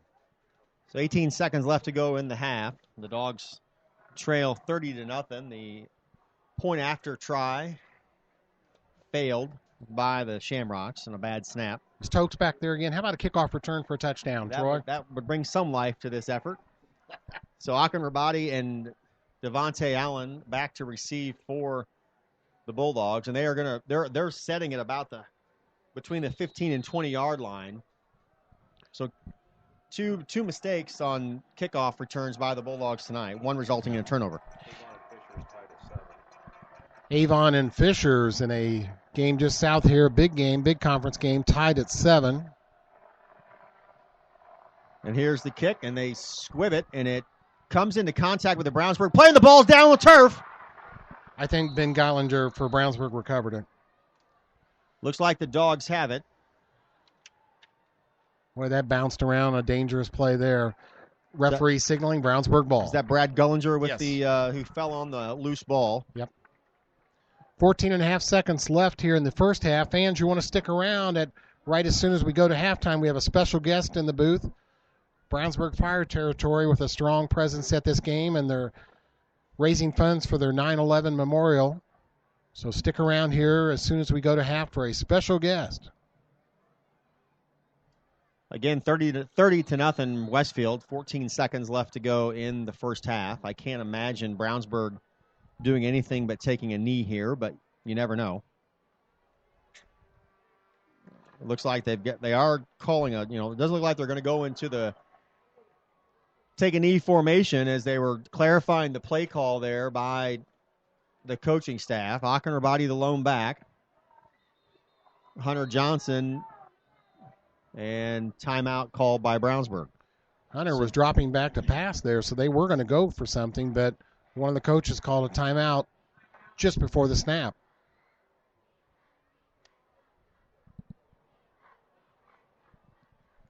So it looks like it's going to be a short timeout taken as they just have some clarification as Johnson and Devontae Allen both came to the sideline, got some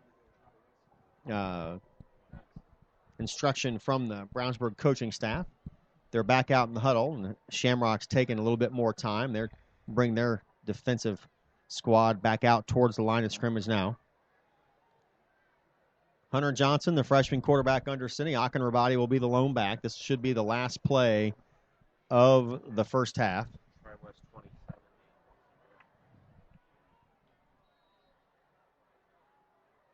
And they are going to take a knee, and that'll do it. So the clock will run off here in the first half as the teams make their way to the locker room. Their score at halftime, Westfield 30, Brownsburg nothing. One other score from county action here in the big rivalry game. Tri-West out big over Danville, 21-0.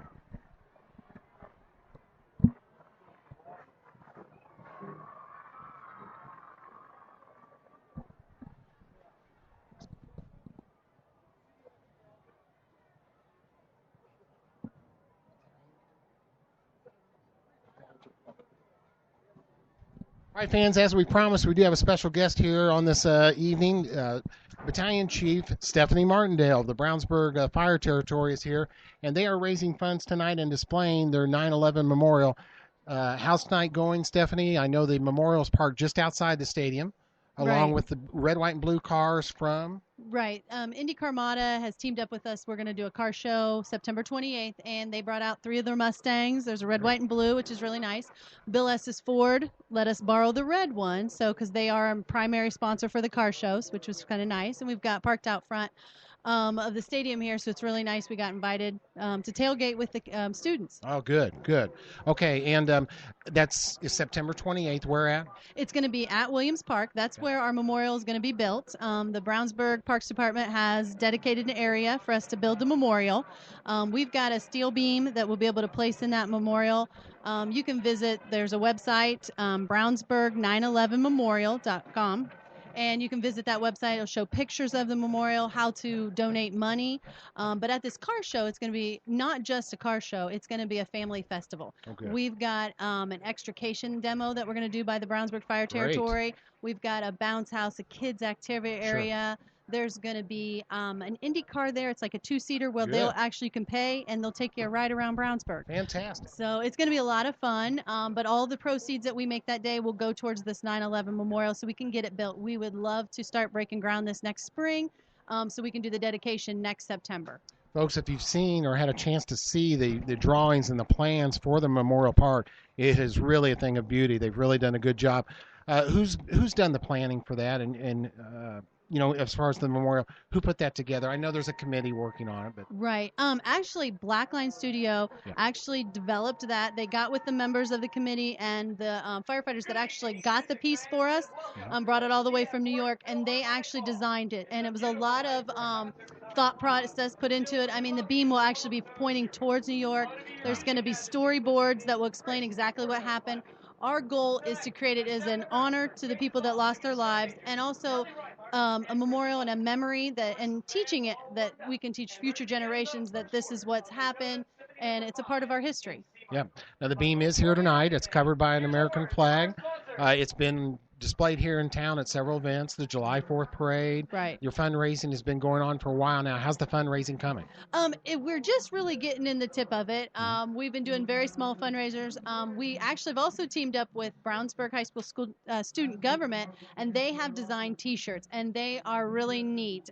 Those T-shirts are for sale. You can visit our website at www.brownsburgfire.org and get the order form, and you can order those T-shirts. They're $15 each, but they are really cool. Great. And if somebody says, hey, I just want to send in even a $5 check or $5 cash, $10, how can they do that for the 9/11 Memorial Fund? The Hendricks County Foundation is who we're through, and you can actually visit their website. You can visit our Brownsburg 9/11 Memorial website, and you click on their link and go right in and donate. It is all tax deductible.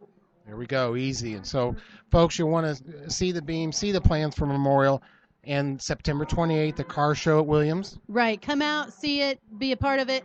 Registration for the car show is from 8 to noon. It's only $15 to put your car in. We'd like to see lots of cars. Sure. And then we'll actually give awards at 3 o'clock. We'll have a silent auction that day. We've had a lot of race teams such as Graham, Rahal Racing, John Force, Lucas Oil Racing, Z-Bart, Indiana Ice have donated a lot of prizes and stuff, so it's going to be a really neat event. We will have a DJ there.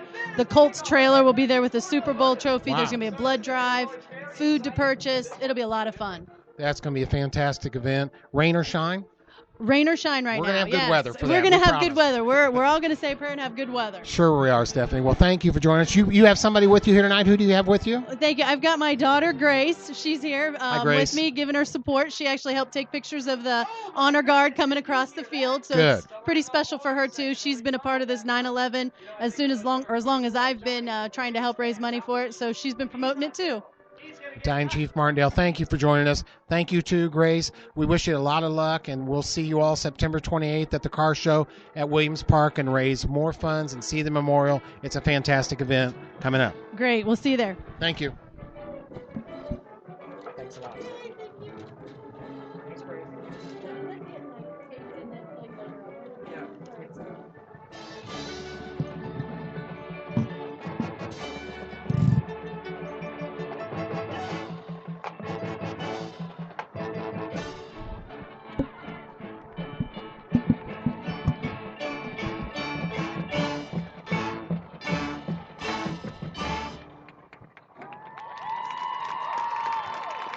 And that's the end of the first movement. The drum majors have a slight advantage in this one, 14-7 the score. Some players had a bad quarter, and they're getting subbed out.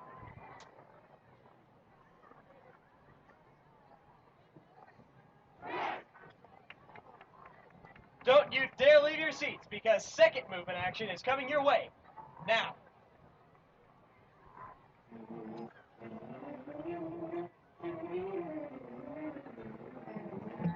Is this Mozart? It is!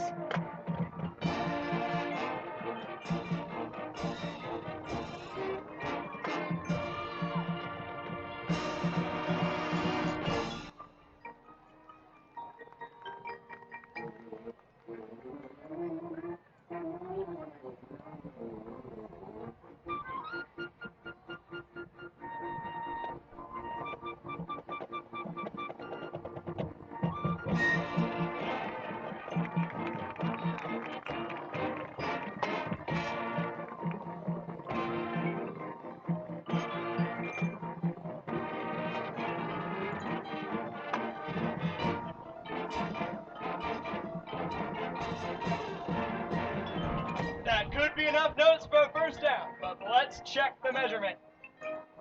First down!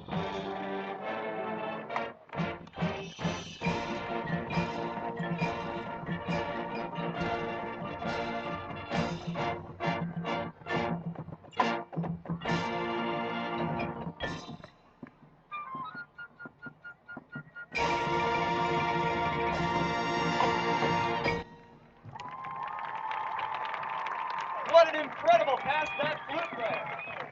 After two, the concert score is 14-14.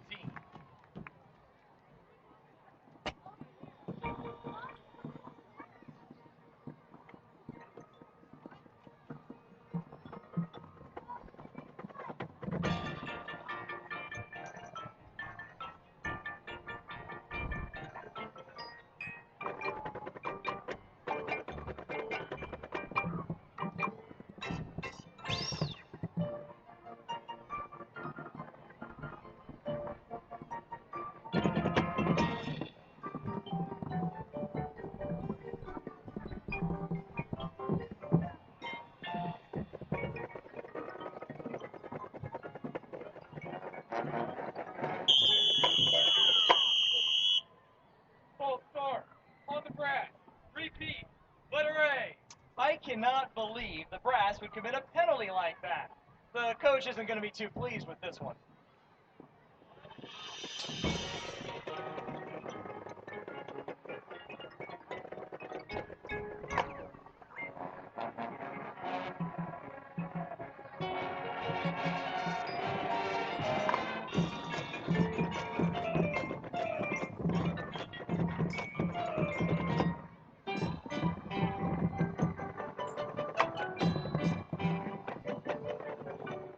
Wow, what an accelerando. Here comes that fast offense.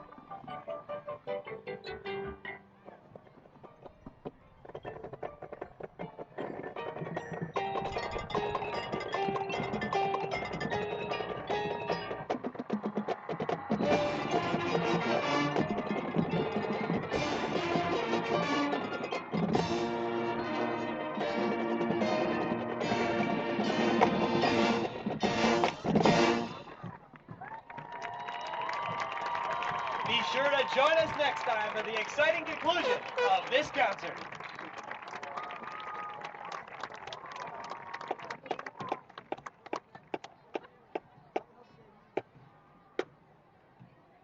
Let us hear you the sound of Brownsburg marching band.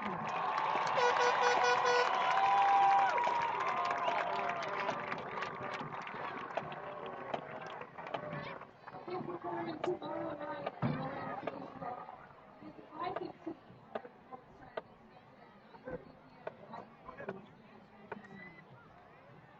Brownsburg High School varsity and JV cheerleaders will be today.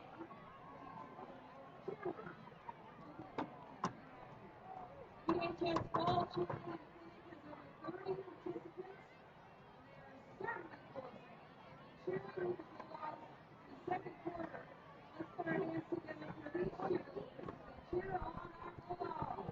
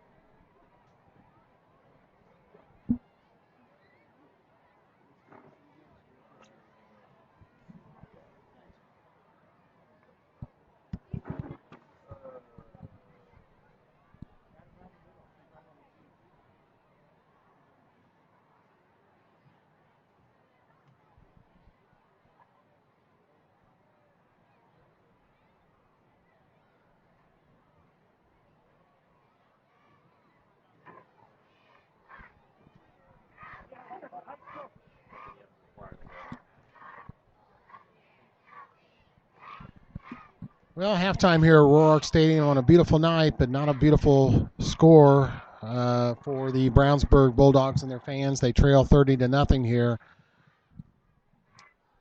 And like Chris said, 30-0. The Bulldogs trail here as the start to close out the halftime festivities, and the Brownsburg marching band and now the Brownsburg cheerleaders, along with the junior cheerleaders from the Brownsburg Junior Football League, doing a halftime show for the fans. A good crowd on hand here tonight.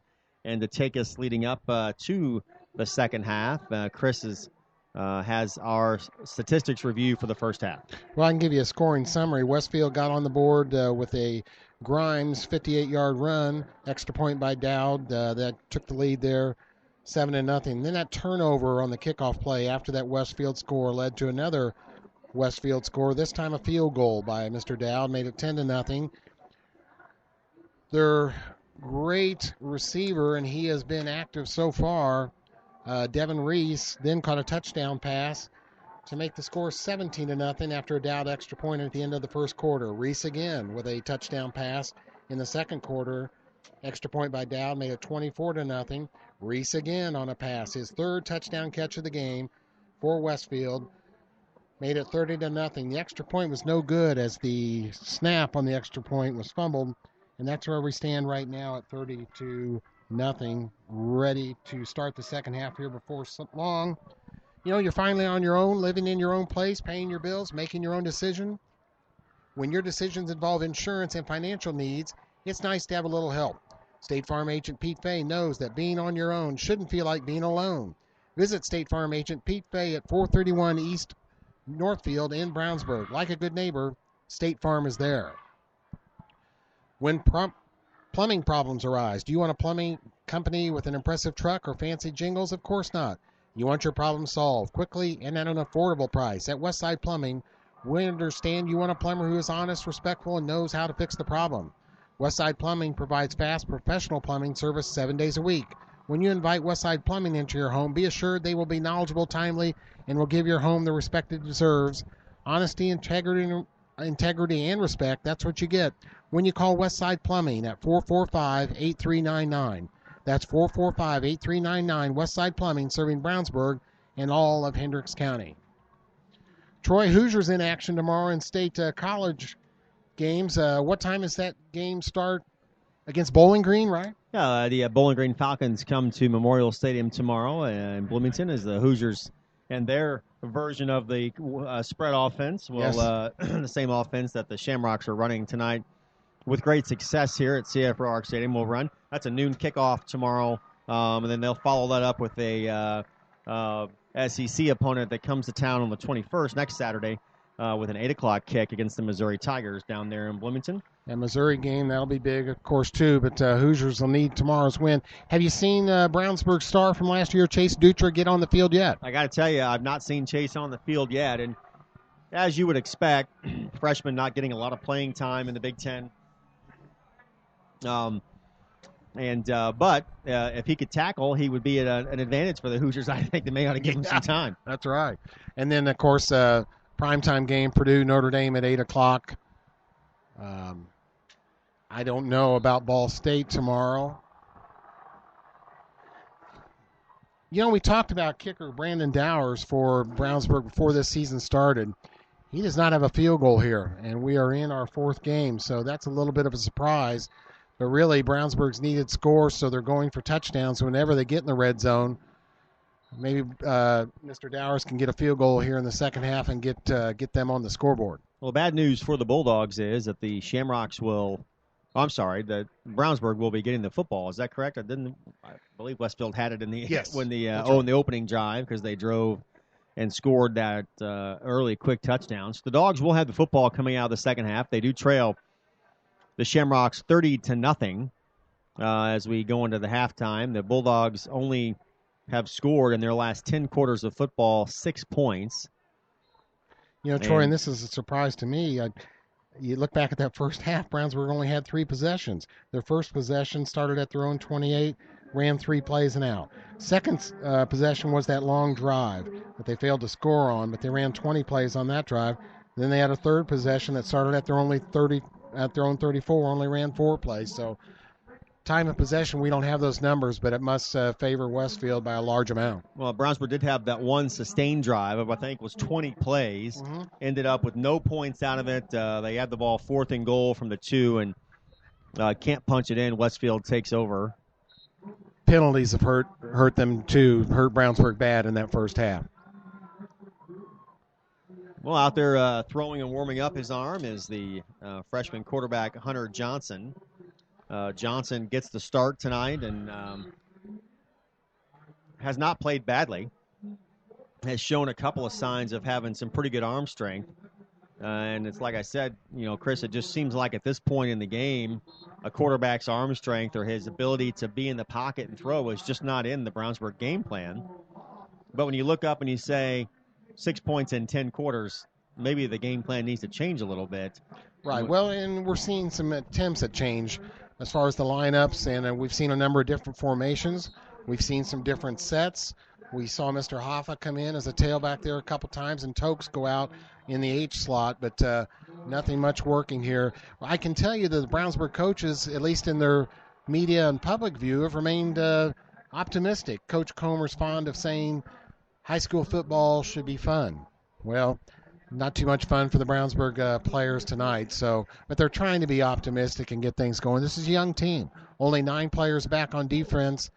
No, 9 new players, starting on defense this year that did not play last year. All the wide receivers, running backs, only Tokes was the only real experience at the skilled positions also. And now here, after 3 games into the season, they've changed their quarterback, both due to an injury and some ineffectiveness in the passing game. And now they have Mr. Johnson on as a freshman quarterback. So the Bulldogs are done with their halftime warm-ups after their time in the locker room with Coach Comer and his staff, and hopefully an opportunity for them to make some adjustments to try and deal with this spread offense of the Westfield Shamrocks, led by their quarterback, number 13, Nick Farrer, who in the first half was just fabulous, Chris. He's been fantastic, no doubt about it, and we knew Devin Reese would be a factor at wide receiver. It'd be interesting to see if that tight end who got hurt in the first half, Cole McCrary, who had 5 catches there, comes back. But, this senior quarterback, I sure would like to know who's been recruiting him.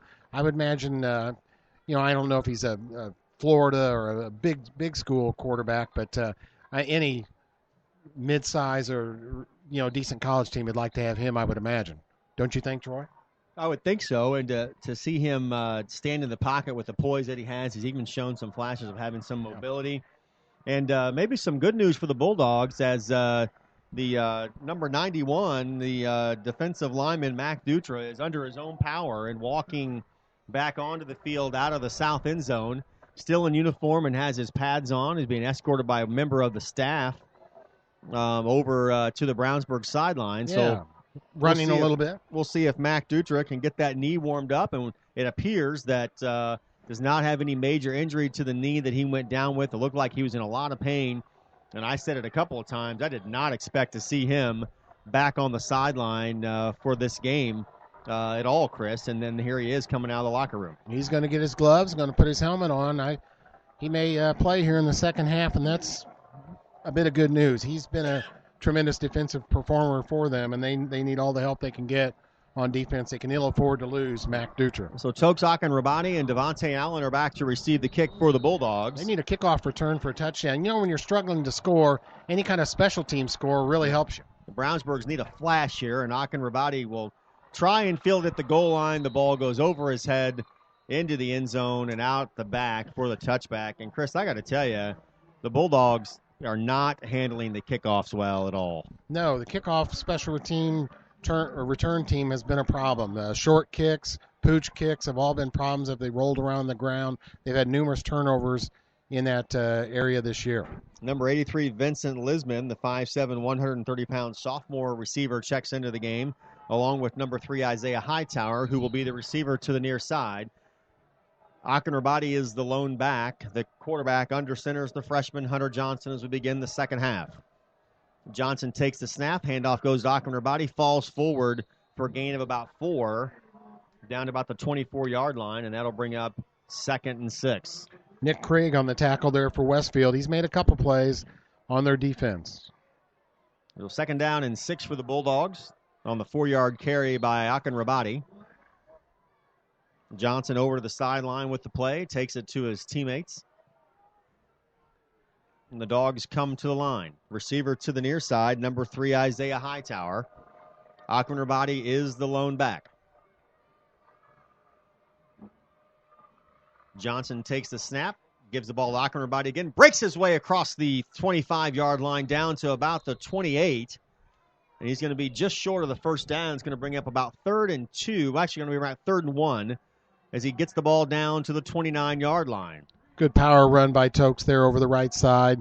Dawson, the center, got some good blocking there. And Bulldogs need to show a little bit of sense of urgency here. I know we just started the second half, but they trail 30-0. Have only had one sustained drive at all. It's 3rd down and 1 for the Bulldogs. Johnson under center. Akinrabadi is the lone back. The receiver to the near side is Isaiah Hightower. In motion is Devontae Allen. The ball goes to Akinrabadi, who breaks across the 30-yard line down to about the 33-yard line for the first down. And the Bulldogs open up the second half, running the football well as Akinrabadi's across the 30 for the first down for Brownsburg. Early second half score, Avon leading Fisher 16-10. And we said it earlier, that big Avon game coming up next week for Brownsburg. Johnson bringing the play to the huddle as they cycle the clock. It's going to be 1st down and 10 from their own 34 for the Bulldogs. They break the huddle. Akinrabadi, the lone back. Johnson under center. The receiver to the near side, number 3, Isaiah Hightower. Hunter Johnson, under center, takes the snap. Hands off to Akinrabadi, who's met at the line of scrimmage and pushed back for a loss. His forward progress is going to get him to the line of scrimmage, so a gain of none. No gain on the play. It'll bring up 2nd down and 10 from their own 33-yard line. Nick Craig and Matt Krupe again on the defense for Westfield, just stuffing that run right up the middle over the center. Again for Akinrabadi, no gain, 2nd down and 10. Hightower, the receiver, to the near side. Akinrabadi is the lone back. Now Devontae Allen goes out in the near side. He's in the slot. Pass goes over the middle to Devontae Allen, tipped up in the air, and it falls to the turf. And that ball hit him right in the helmet. You know, I think the defender tipped that just before it got to the receiver. That may have made it a little tougher on him. Still could have been caught. A nice throw by the freshman Johnson there over the middle. Johnson has shown that he has poise in the pocket and can throw the football. And that is the only chance the Brownsburg Bulldogs have to get back in this contest as they trail it 30-0. 9:36 left to go in the third quarter. Hightower to the near side as the wide receiver. Devontae Allen's in the slot. Akinrabadi is the lone back. 2 receivers to the far side. Passing again, and it's out to Devontae Allen, who's across the 40. Cuts back across the receiver, and he's going to go. Yeah, go, baby. 40, down to the 30, down to the 25, 20, falling forward to about the 17-yard line is Devontae Allen on the nice out pattern there.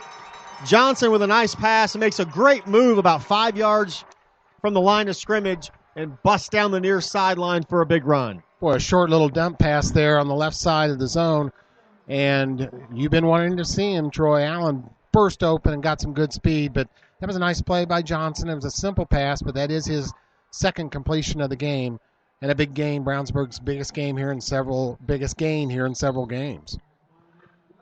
So Hunter Johnson will be under center. Akinrabadi is the lone back. The receiver to the near side is Hightower. Devontae Allen is in the slot on the near side.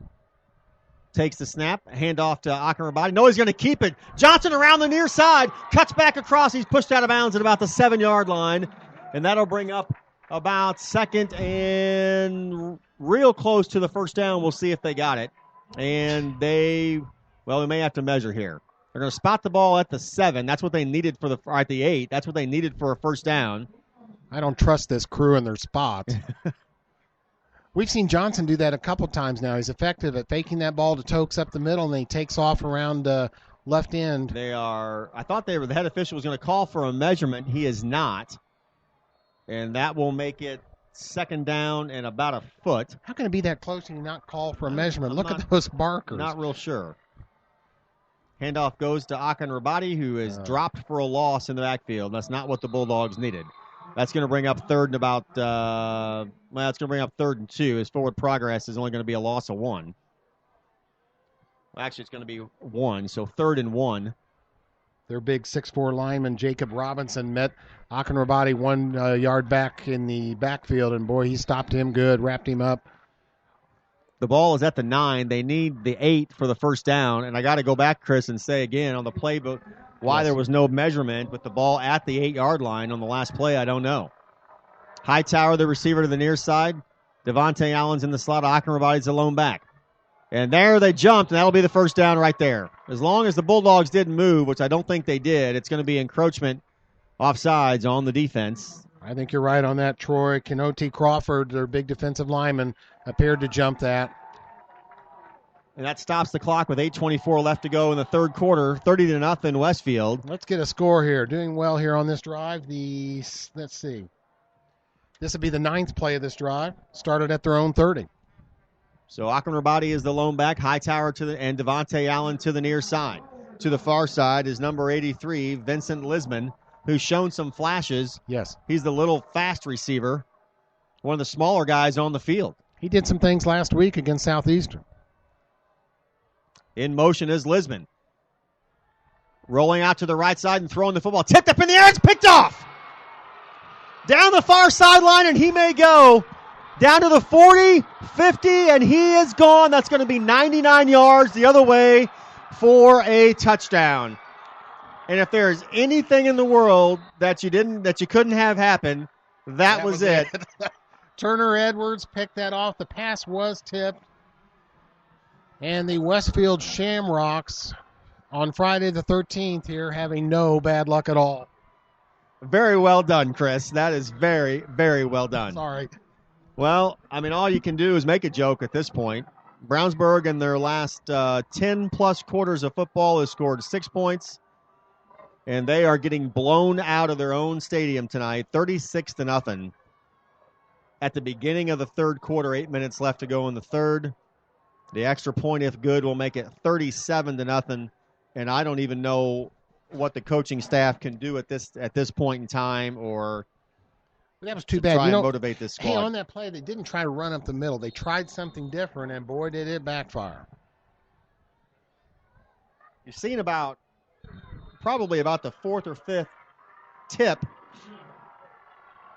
by the kick is up. It's good. Makes it 37-0. But you've seen 3 or 4 tipped passes by receivers by Brownsburg, putting the ball up in the field or up in the air. It was only a matter of time before one of them got it. That one's picked at the 1, returned 99 yards the other way for a touchdown. And that has to be very close to the longest return for a touchdown this year on an interception in all of the IHSAA. Very well could be. We want to thank our friends at the Hendricks County Flyer that have helped make tonight's video webcast possible. Please check them out online, as well as watch tonight's game at flyergroup.com. Hendricks Regional Health. Motion 360 by Hendricks Regional Health provides care for the way you were meant to move. We care for every muscle, bone, and joint in your body to get you back to the activities you love. Get more information online at mymotion360.org. Well, the folks with the bonfire and the pool across the way are still out there partying. They're still active. Wave at the press box if you see us, folks. If you are listening, I'll bet you are out back there. Thank you.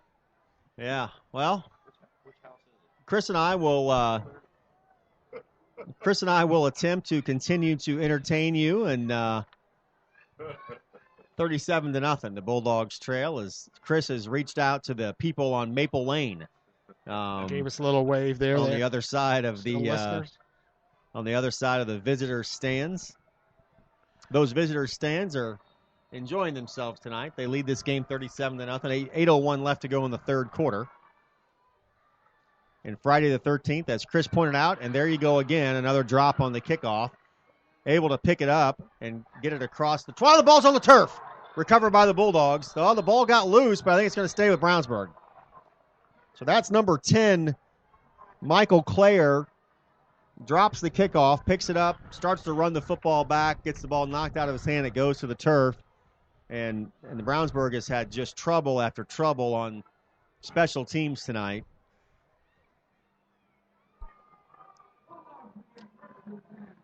So it's going to be 1st and 10 from their own 26-yard line. 7:51 left to go in the third. The Bulldogs trail 37-0.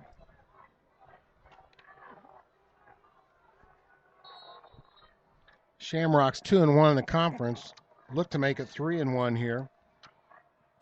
Johnson under center. Going back to pass, throws the ball to the far side. And number 47 for the Shamrocks, that's Josh Beer, almost picked that off. Just out of his reach. Coming into this game in the conference, several teams tied at 2-1. Fishers was 2-1. Hamilton Southeastern 2-1. McCutcheon 2-1. Noblesville 2-1. Westfield 2-1. And Zionsville 2-1. 34-0 Tri-West. Tri-West continuing to pile it on Danville. They lead 34-0.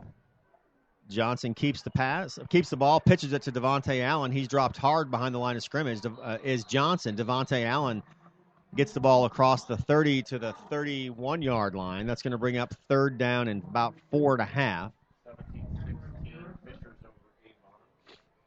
Fishers in a tight game with Avon, 17-16 now. Avon was ahead, so Fishers has scored a touchdown now to take the lead. Avon was at 1-2, Brownsburg 1-2, Lafayette Jeff 1-2, Harrison 0-3 in conference standings coming into this game. Third down and 4. 3rd and 4 for the Bulldogs. Johnson under center. Akin Rabadi is the lone back. Back to pass, throwing it across the middle and dropped.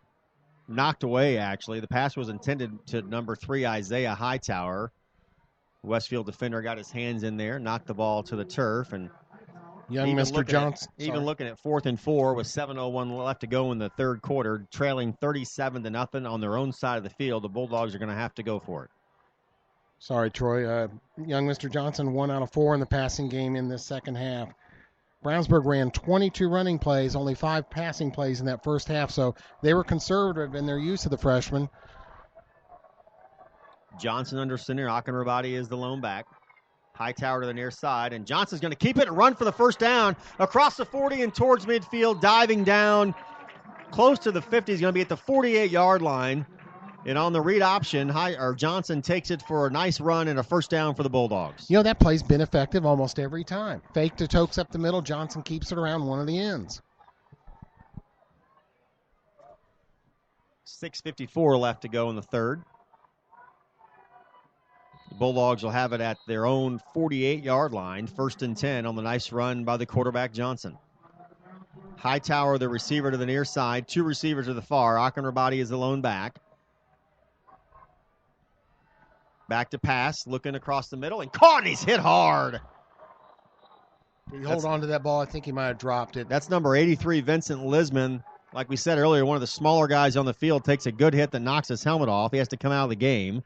But he drops the pass is knocked away from his hands. I don't really say he dropped it. Yeah, he got hit hard right upon ball contact with his hands, and that was a good throw by Hunter Johnson right there. He's consulting with his offensive coordinator here before this 2nd and 10 play. And as we said, we've noticed they're not using a lot of signals, offensive signals in other plays. A lot of times Hunter's going over and getting the call directly from the offensive coordinator before the snap. So Johnson under center. Akin Rabadi is the lone back. Hightower to the near side. Devontae Allen in motion. The handoff goes to Akin Rabadi. He cuts across midfield, diving forward across the 45 to the 42-yard line. It's going to be the 43-yard line. And it's real close to a first down. They're going to be just short. You know, Tokes has some good rushing yardage here tonight. He may be up to 80, maybe 90 yards. I don't think he's at 100 yet. Also, Devontae Allen, definitely his best game of the year so far on offense. 3rd down and 1 from their own 43-yard line.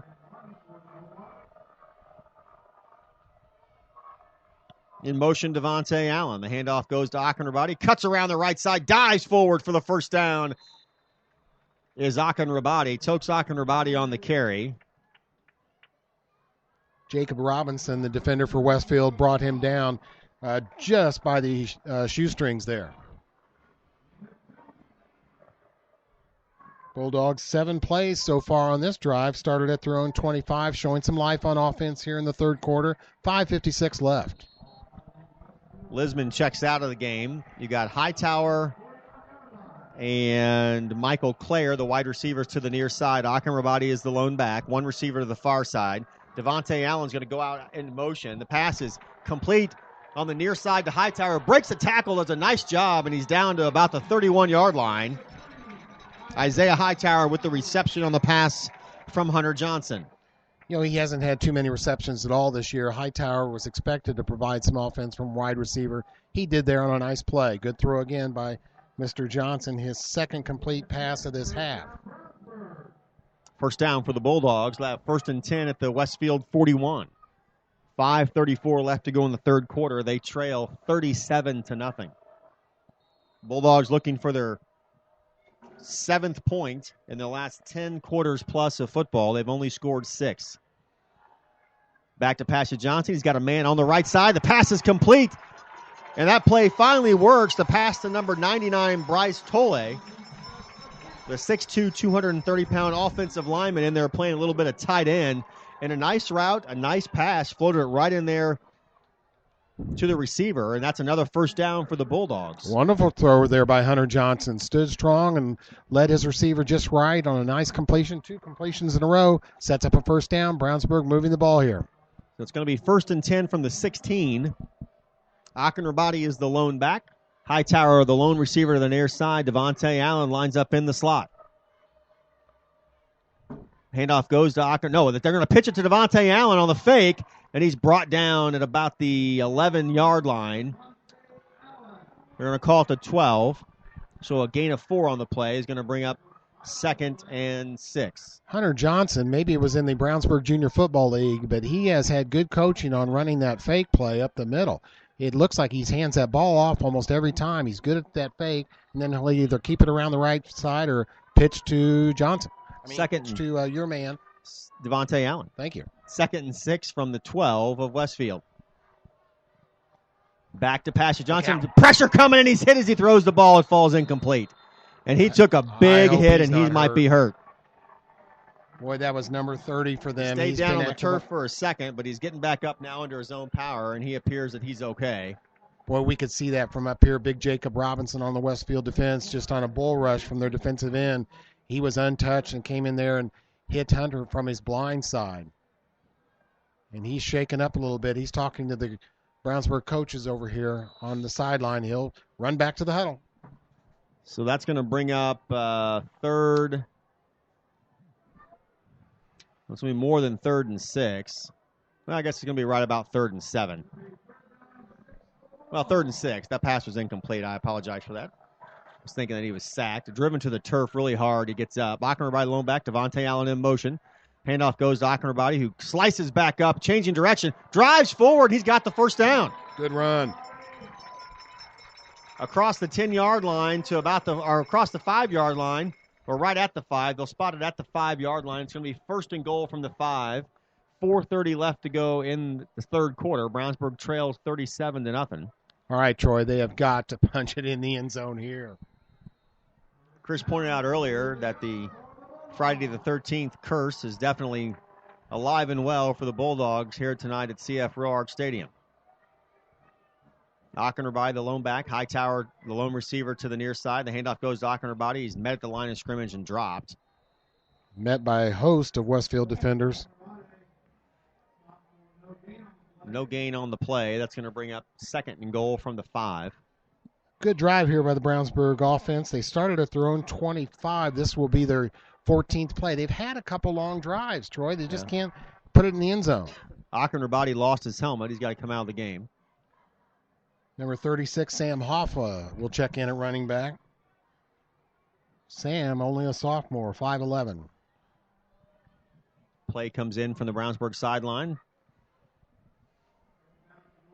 Hunter Johnson, the freshman quarterback, brings his team to the line of scrimmage. He's under center. Back to Pasha Johnson, going for the play in the corner to Hightower, and it's overthrown out of the back of the end zone. So that'll bring up 3rd and goal on the incompletion intended for Hightower. We want this kid so much to get a touchdown pass. I think we've seen 1 touchdown pass so far this season by the Brownsburg offense. Yeah, that was caught by number 23, Tyler Welsh. Johnson will have the play. Tokes coming back in now here. 3rd and 5. For a little bit of a moral lift, they've got to get this ball in the end zone here. Well, if they don't convert, they will definitely try and convert again on 4th down at this stage of the action. Achenrabadi, the lone back. Hightower, the lone receiver on the near side. In motion, Devontae Allen. The handoff goes to Achenrabadi, trying to get around the outside, and he's dropped for a 3-yard loss. And that's their defensive MVP of the game right now, them being the Westfield High School Shamrocks. Jacob Robinson on the stop again. He caught Tokes by the jersey about 2 yards behind the line of scrimmage and made the tackle. It's going to bring out 4th and goal. 3 minutes left to go. The clock running in the third quarter. 37-0 Westfield. Well, from this yard line, the 7.5-yard line, Troy, I think you're going to see a pass play. Let's make it work here.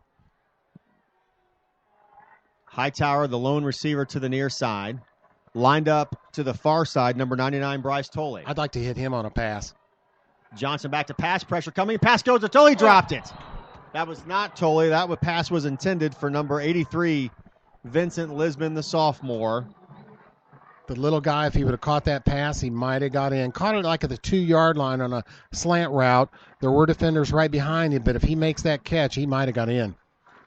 The pass was good enough by Johnson. Ball will go over on downs. 2:34 left to go in the third. Westfield will take over at their own 8. They lead at 37-0. No sense of urgency whatsoever for the Shamrocks.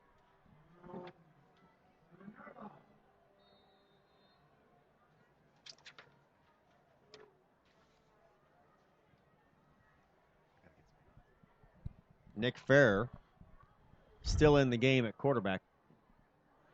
In the backfield, number 7, Elvin Caldwell. Fair out of the shotgun, 2 receivers to the near side.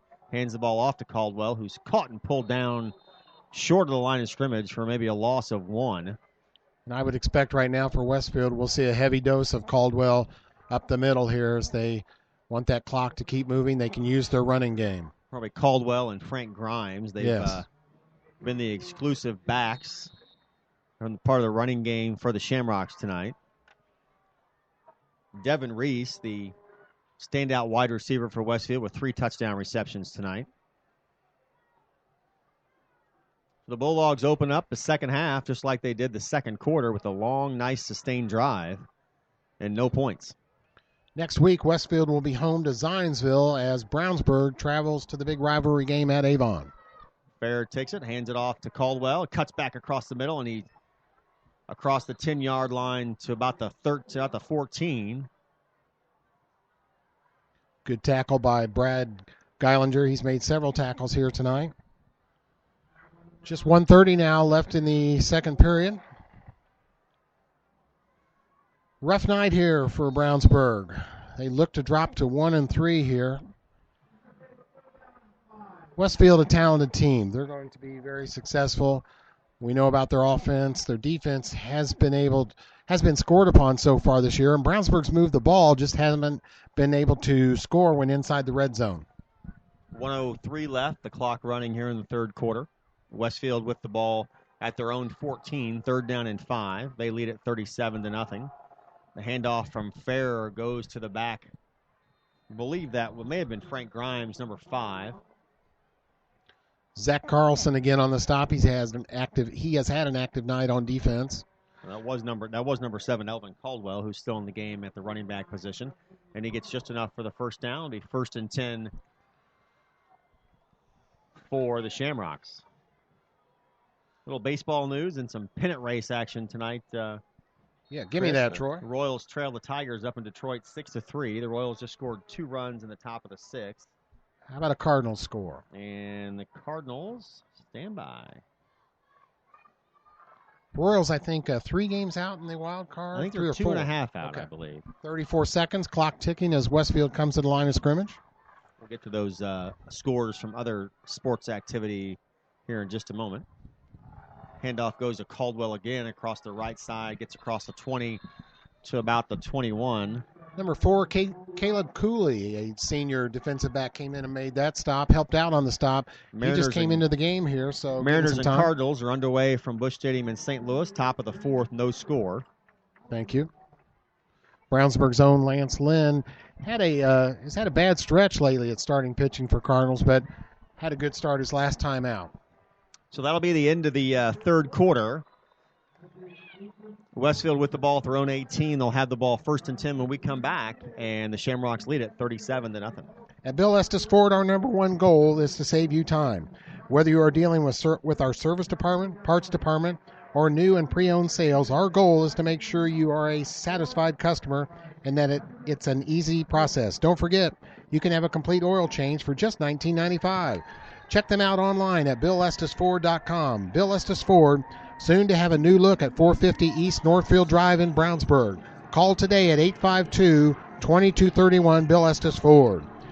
Established in 1882 as Harris Bank and owned by BMO Financial Group since 1984, BMO Harris Bank has grown to become one of the largest banks in the Midwest, serving personal, commercial, and affluent customers. They are located at 1610 West Northfield Drive in Brownsburg. For more information, call them at 852-2683 BMO Harris. Well, the Cubs the Cubs trail the Pirates in the 2nd inning. A high-scoring game, just two. I'm sorry, they're in the 6th inning. 4-3. The Pirates lead. The Phillies and Nationals 6-1 from the nation's capital. The Blue Jays and Orioles, that's a wild card indicative game, are tied 3-3 in the top of the 8th up in Toronto. The Yankees and the Red Sox, ESPN's favorite game always. Yes. The Red Sox lead the Yankees in the top of the 7th. The Yankees have runners at 1st and 3rd with 1 out. They trail the Red Sox 4-2. Back to action here at CF Roark Stadium. Fair out of the shotgun. His lone back is number 7, Evan Caldwell. Handoff goes to Caldwell around the right side, breaks a couple of tackles, falls across the 25-yard line.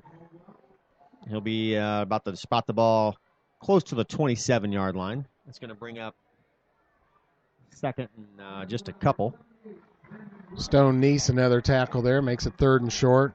Well, those Pittsburgh Pirates have had a good year. You know, they've bothered the Reds and certainly the Cardinals if they've traded first place back and forth. But it's good to see Pittsburgh finally get over that long streak of losing seasons. They have guaranteed themselves a winning season this year as they try to make the playoffs. The Indians from U.S. Cellular Field on Chicago's south side this morning, they beat the White Sox in an early game, 3-1. Indians in the thick of that wild card race in the American League as well. The handoff goes to Daniels again, and he's across the 28, across the 30 for another Westfield first down. 11:04 left to go in the game here in the 4th quarter. Brownsburg, in the last 11 quarters of football, has only managed 6 points. You know, last week it was hot. We saw the Brownsburg defense on the field most all of the game. Can't really say that this game. It's been cool conditions. Brownsburg has sustained several long drives. Of course, they've had mistakes and several short drives too. But now, here in the second half, they have been on the field quite a while. But the cool conditions, these are young kids, should be okay. Just chalk it up to Westfield's fine-performing spread offense. Fair out of the shotgun. Daniels is the lone back. The handoff goes to him. He busts across the line of scrimmage, runs into one of his own linemen, but gets still a gain of about 4 yards across to the 35-yard line. Brandon Weber on a stop there for Brownsburg. 3rd down. Mr. Rob Kendall running the camera in our booth here, on duty as always.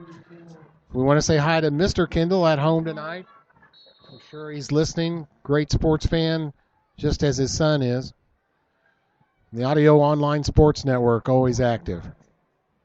Doing a lot of games across the nation, including the Avon game with Brian Scott and former coach Shelbourne there announcing the Avon game against Fishers. Fair out of the shotgun. Daniels is the lone back. One receiver on the near side. The handoff goes to Daniels again. Cuts back across the 35-yard line. Gets about 1 yard on the play. They're going to spot it about the 36. Brownsburg's number 5, defender Stone Neese on that tackle again.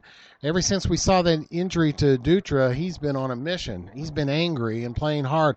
And I don't think we have seen Dutra come back. We saw him run onto the field. He's down there without his helmet right now. Avon, score update. The Orioles lead the Fishers Tigers 22-17. Other Hoosier Crossroads Conference action. So fair out of the shotgun. We get a fullback and the running back Daniel in the backfield. Takes the snap. Handoff goes to Evan Daniels. He slips at the 35-yard line, falling forward to about the 37. They're going to spot it, I think, just about the 36. That's going to bring up 4th down in about 6. See what they're going to do here, Troy. They're going to, of Looks course, like they're going to punt. Looks like for the first time tonight and leading 37-0. The Is this their Shamrocks are first gonna- punt? It's got to be their first I punt. think so. Has to be. Brad Geilinger back for the Bulldogs to receive. Of course, this game and the Avon game being simulcast on IndianaTalks.com as well as XRBRadio.com. So the Bulldogs with no points in their last 7 quarters of play. Shut out last week by the Royals of Hamilton Southeastern, 37-0. Being shut out tonight, 37-0, as we have completed 3 quarters of play here. Here's the snap. The kick is up, and it is lifted to the right side, and it goes out of bounds at about the 47-yard line. So the Bulldogs will take over there at their own 47, 8:03 left to go in the game. 37-0 Westfield.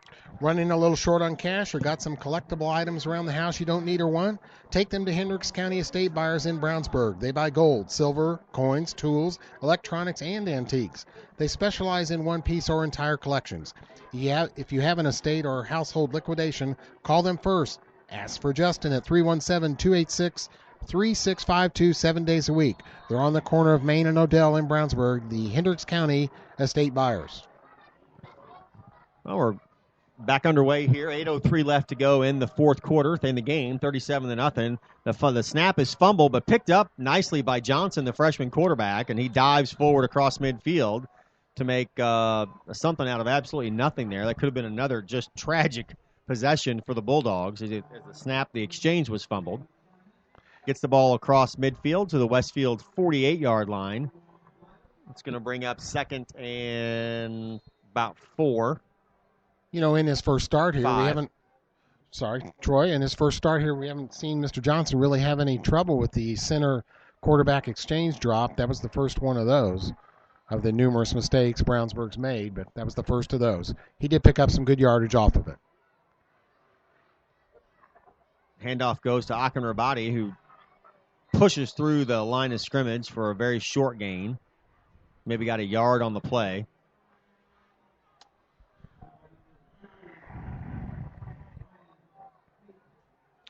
This is the first game neither the helicopters have not been to. Operation Football has not been here, or the Channel 8 crew, so we're it here. The fans, announcers, the people across the street with the bonfire still tuned in and on duty here on this beautiful night. The crowd has thinned out tremendously as the Bulldogs trail 37-0. 6:36 left to go.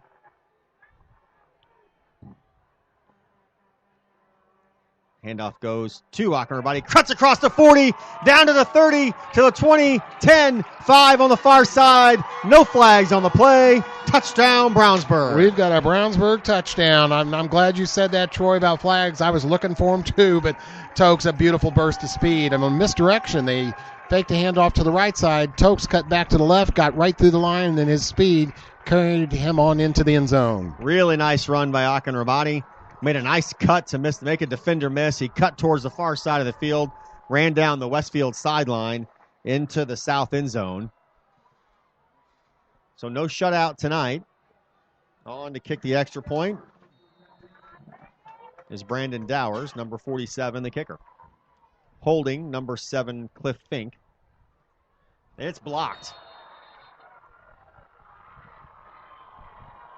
So the conversion is no good. Oh, brother. And the Bulldogs came out of last week with only 6 points. I did not call that game, but Chris, I will assume that was a touchdown and a missed conversion by the Bulldogs last week at Hamilton Southeastern. Well, now they got shut out though last week. Oh, no, or the week before. Well, the week before that, Yeah. It would have been against Yes. Noblesville. We were at that game. Yes. I apologize for that. Shut Yeah. out last week. Yeah, Only that's right. It was a touchdown and and a a miss missed conversion. Yep. Because Against Noblesville. you're right, Troy. Sorry. Mr. Dower still with no field goals on the season here. Boy, it's too bad that extra point got blocked. another bad, we got a score there and something else went wrong. But Well, at great this run point- by Tokes. He ought to be over 100 yards for the night, I would imagine. I would say he is well over 100 yards, or at least exceeded it with some comfort. Now's the time to choose Ivy Tech Community College. There's no more affordable option in the state of Indiana for your college education. You can earn an associate degree and start a career, or transfer to a four-year school and earn a bachelor degree. A college education is more accessible than ever before. You have choices. Make the Ivy Tech choice. Visit ivytech.edu or call 888-IVY-LINE.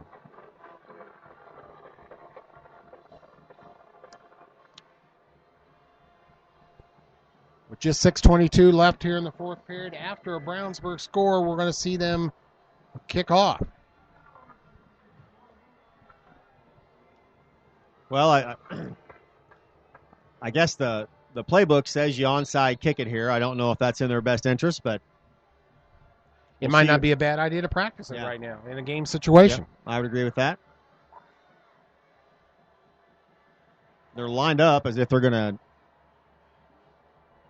kick it downfield. And they do. Ball's fielded in the end zone for a touchback. Did you know Nelson Jewelers in Brownsburg has been serving Hendricks County and the west side of Indianapolis with an extensive selection of finer diamonds and gemstones since 1958? Nelson Jewelers is a family-owned jewelry store specializing in unique jewelry repair, appraisals, and watch repair. Nelson Jewelers is conveniently located in downtown Brownsburg across from the Hendricks County Bank. Visit Nelson Jewelers for all of your jewelry needs at 22 East Main Street and online at nelsonjewelers.com. A little out of the way, very much out of the ordinary. Shamrocks on the field, and Fair, the starting. No, he's been replaced. The starting quarterback has been replaced. Number 13, Nick Fair, has sat down, and in the game is number 19, Sam Trompin. He is a 5'11", 167 sophomore quarterback. Not a lot of changes in the Brownsburg defense. Nathan Ramsey, tackle. He's usually very active. That's one of his few tackles tonight, though. He is also the punter, but that was a good tackle by Nathan right there. So Sam Trompin is the quarterback now for the Shamrocks. So we're at the 5:56 mark left to go in the game. Clock is running 37-6. Westfield leads. Trompin out of the shotgun, and the lone back is number 15, Jordan Grimes. He's also a sophomore, the sophomore running back. I'm surprised Grimes is still in there. Trompin takes the snap. Going around the right side and cutting across the 25-yard line. That's number 15, Jordan Grimes, the running back. So I would assume that he's related to Frank Grimes, there you go. who is the senior. So two Grimes.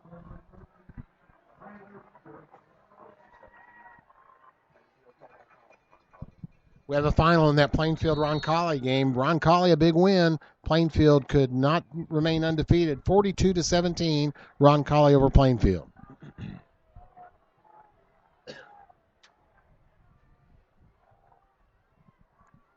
Handoff from Trompkin goes to the running back Grimes. Big 79, Justin Lazaro, a big tackle right there. He wrapped him up. Justin in on the last play, too. Two good defensive plays by Justin Lazaro of Brownsburg. We should note that Jordan Grimes is the running back in the game now. He is not Frank Grimes, who carried a lot of the load for the first three quarters and some extra time after that, some in the fourth here for the Shamrocks. He is sat. The starting quarterback, Nick Fair, who had an outstanding game, is also sat. He's replaced by number 19, Sam Trompin. I'd like to see Brad Geilinger return this punt for a touchdown right here. Troy? So back to receive is, I can't make out who the Brad Geilinger. Oh, okay.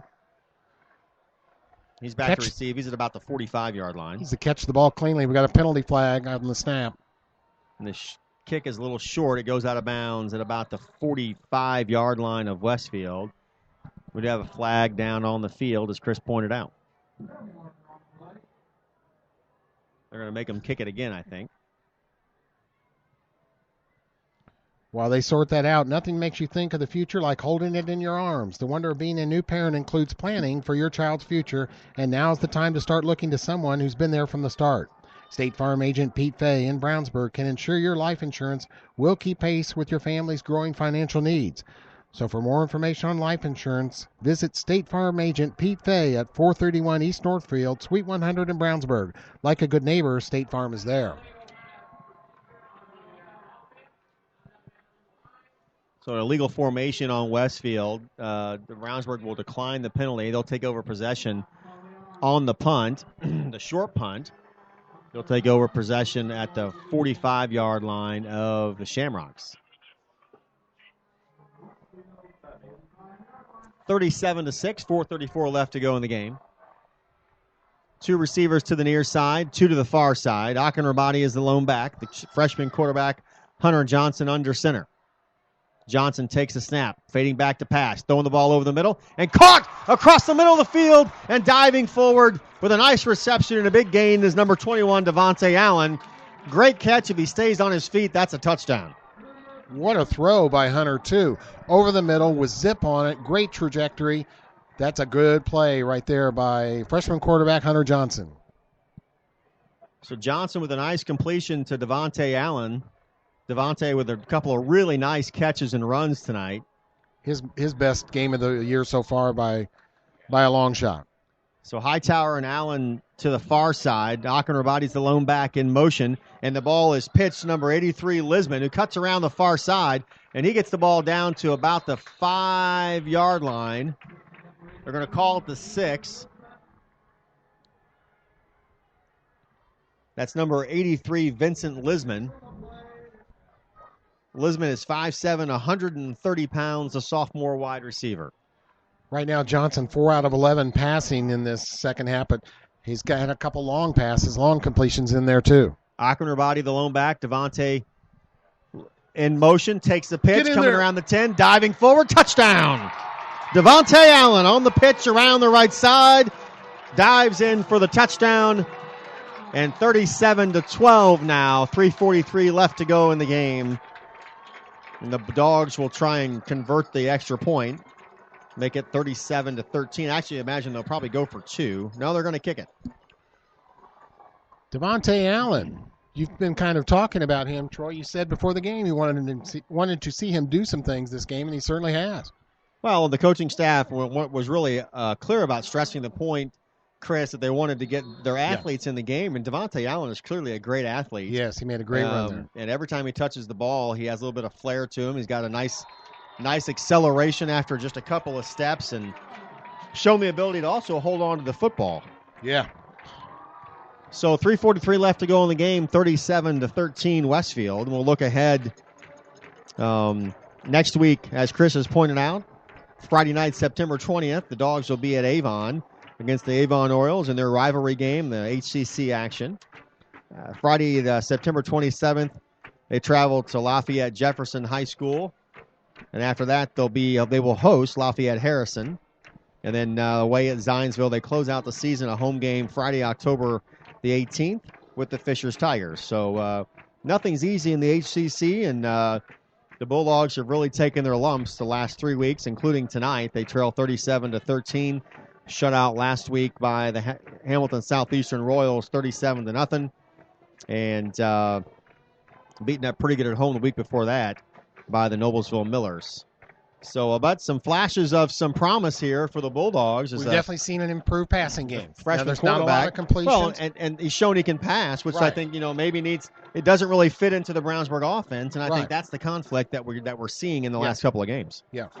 So an improved passing game, none the least, and he's got some yards in the passing game. I would imagine this is more than the yardage in this passing game is more than any of the sum total of the first 3 games.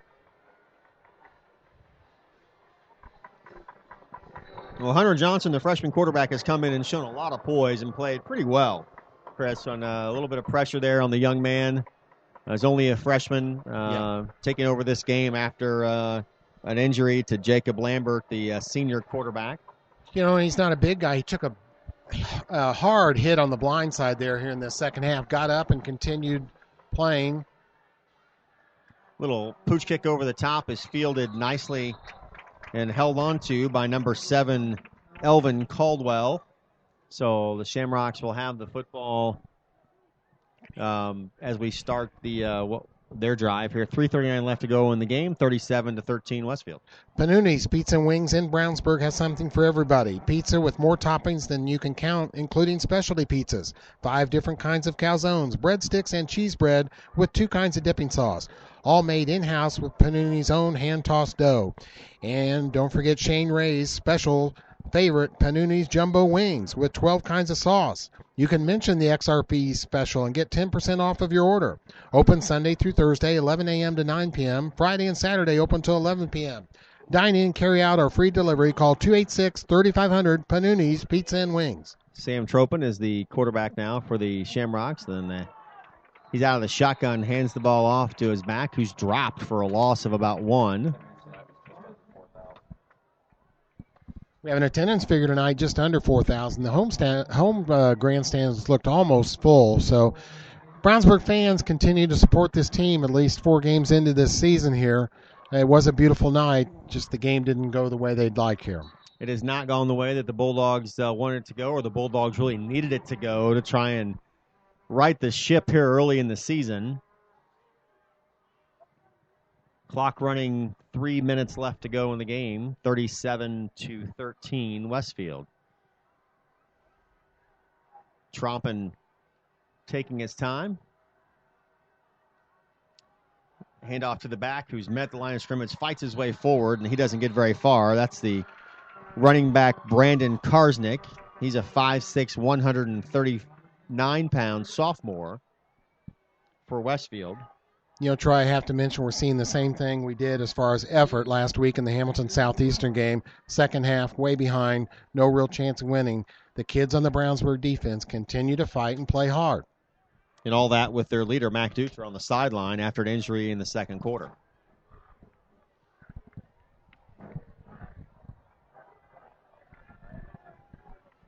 So Sam Tropin, the quarterback, out of the shotgun. The running back, number 23, Brandon Karsnick.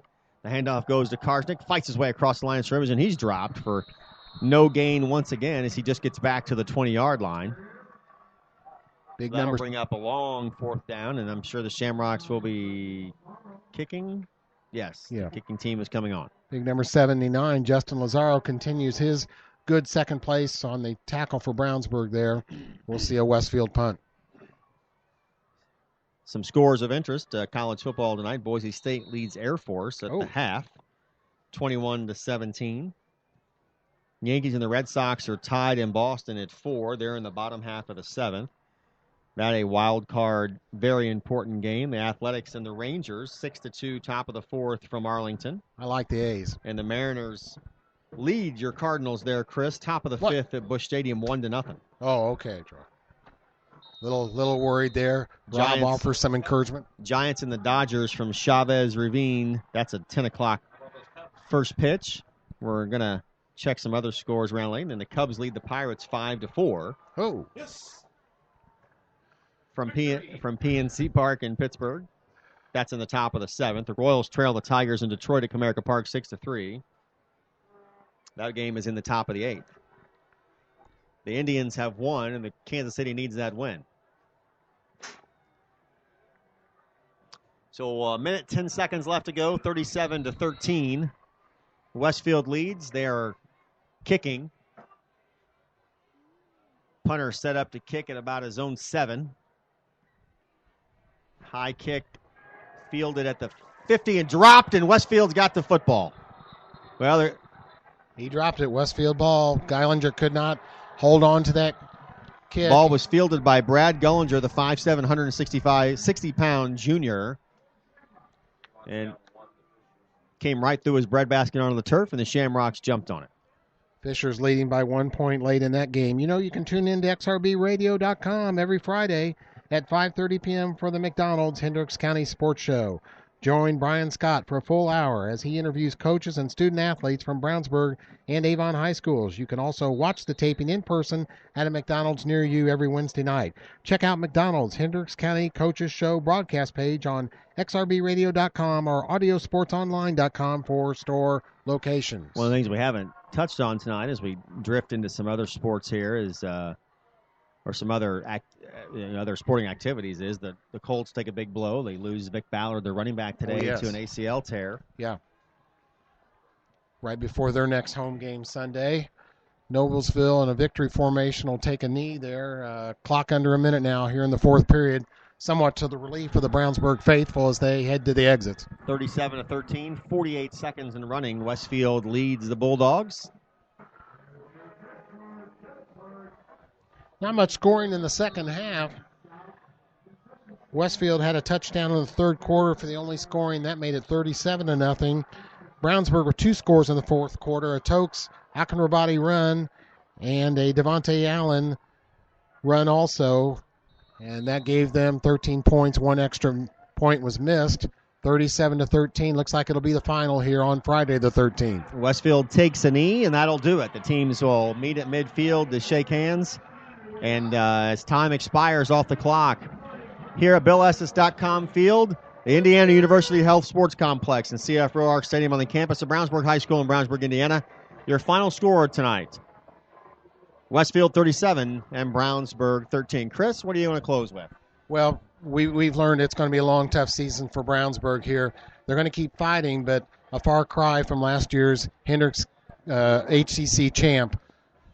It's going to be a struggle here, but we did find a quarterback who can throw the ball a little bit, help vary the offense a little bit. Yeah, number 15, Hunter Johnson, the freshman, showed that he can throw the football. He can really has a lot of precision on his passes. He can float the ball over the defender's head if he needs to.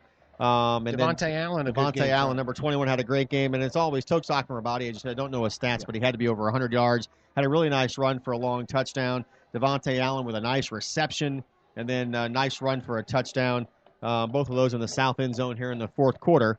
Once again, our final score from Brownsburg, Westfield 37 and Brownsburg 13. Thanks for joining us, everybody. Good night.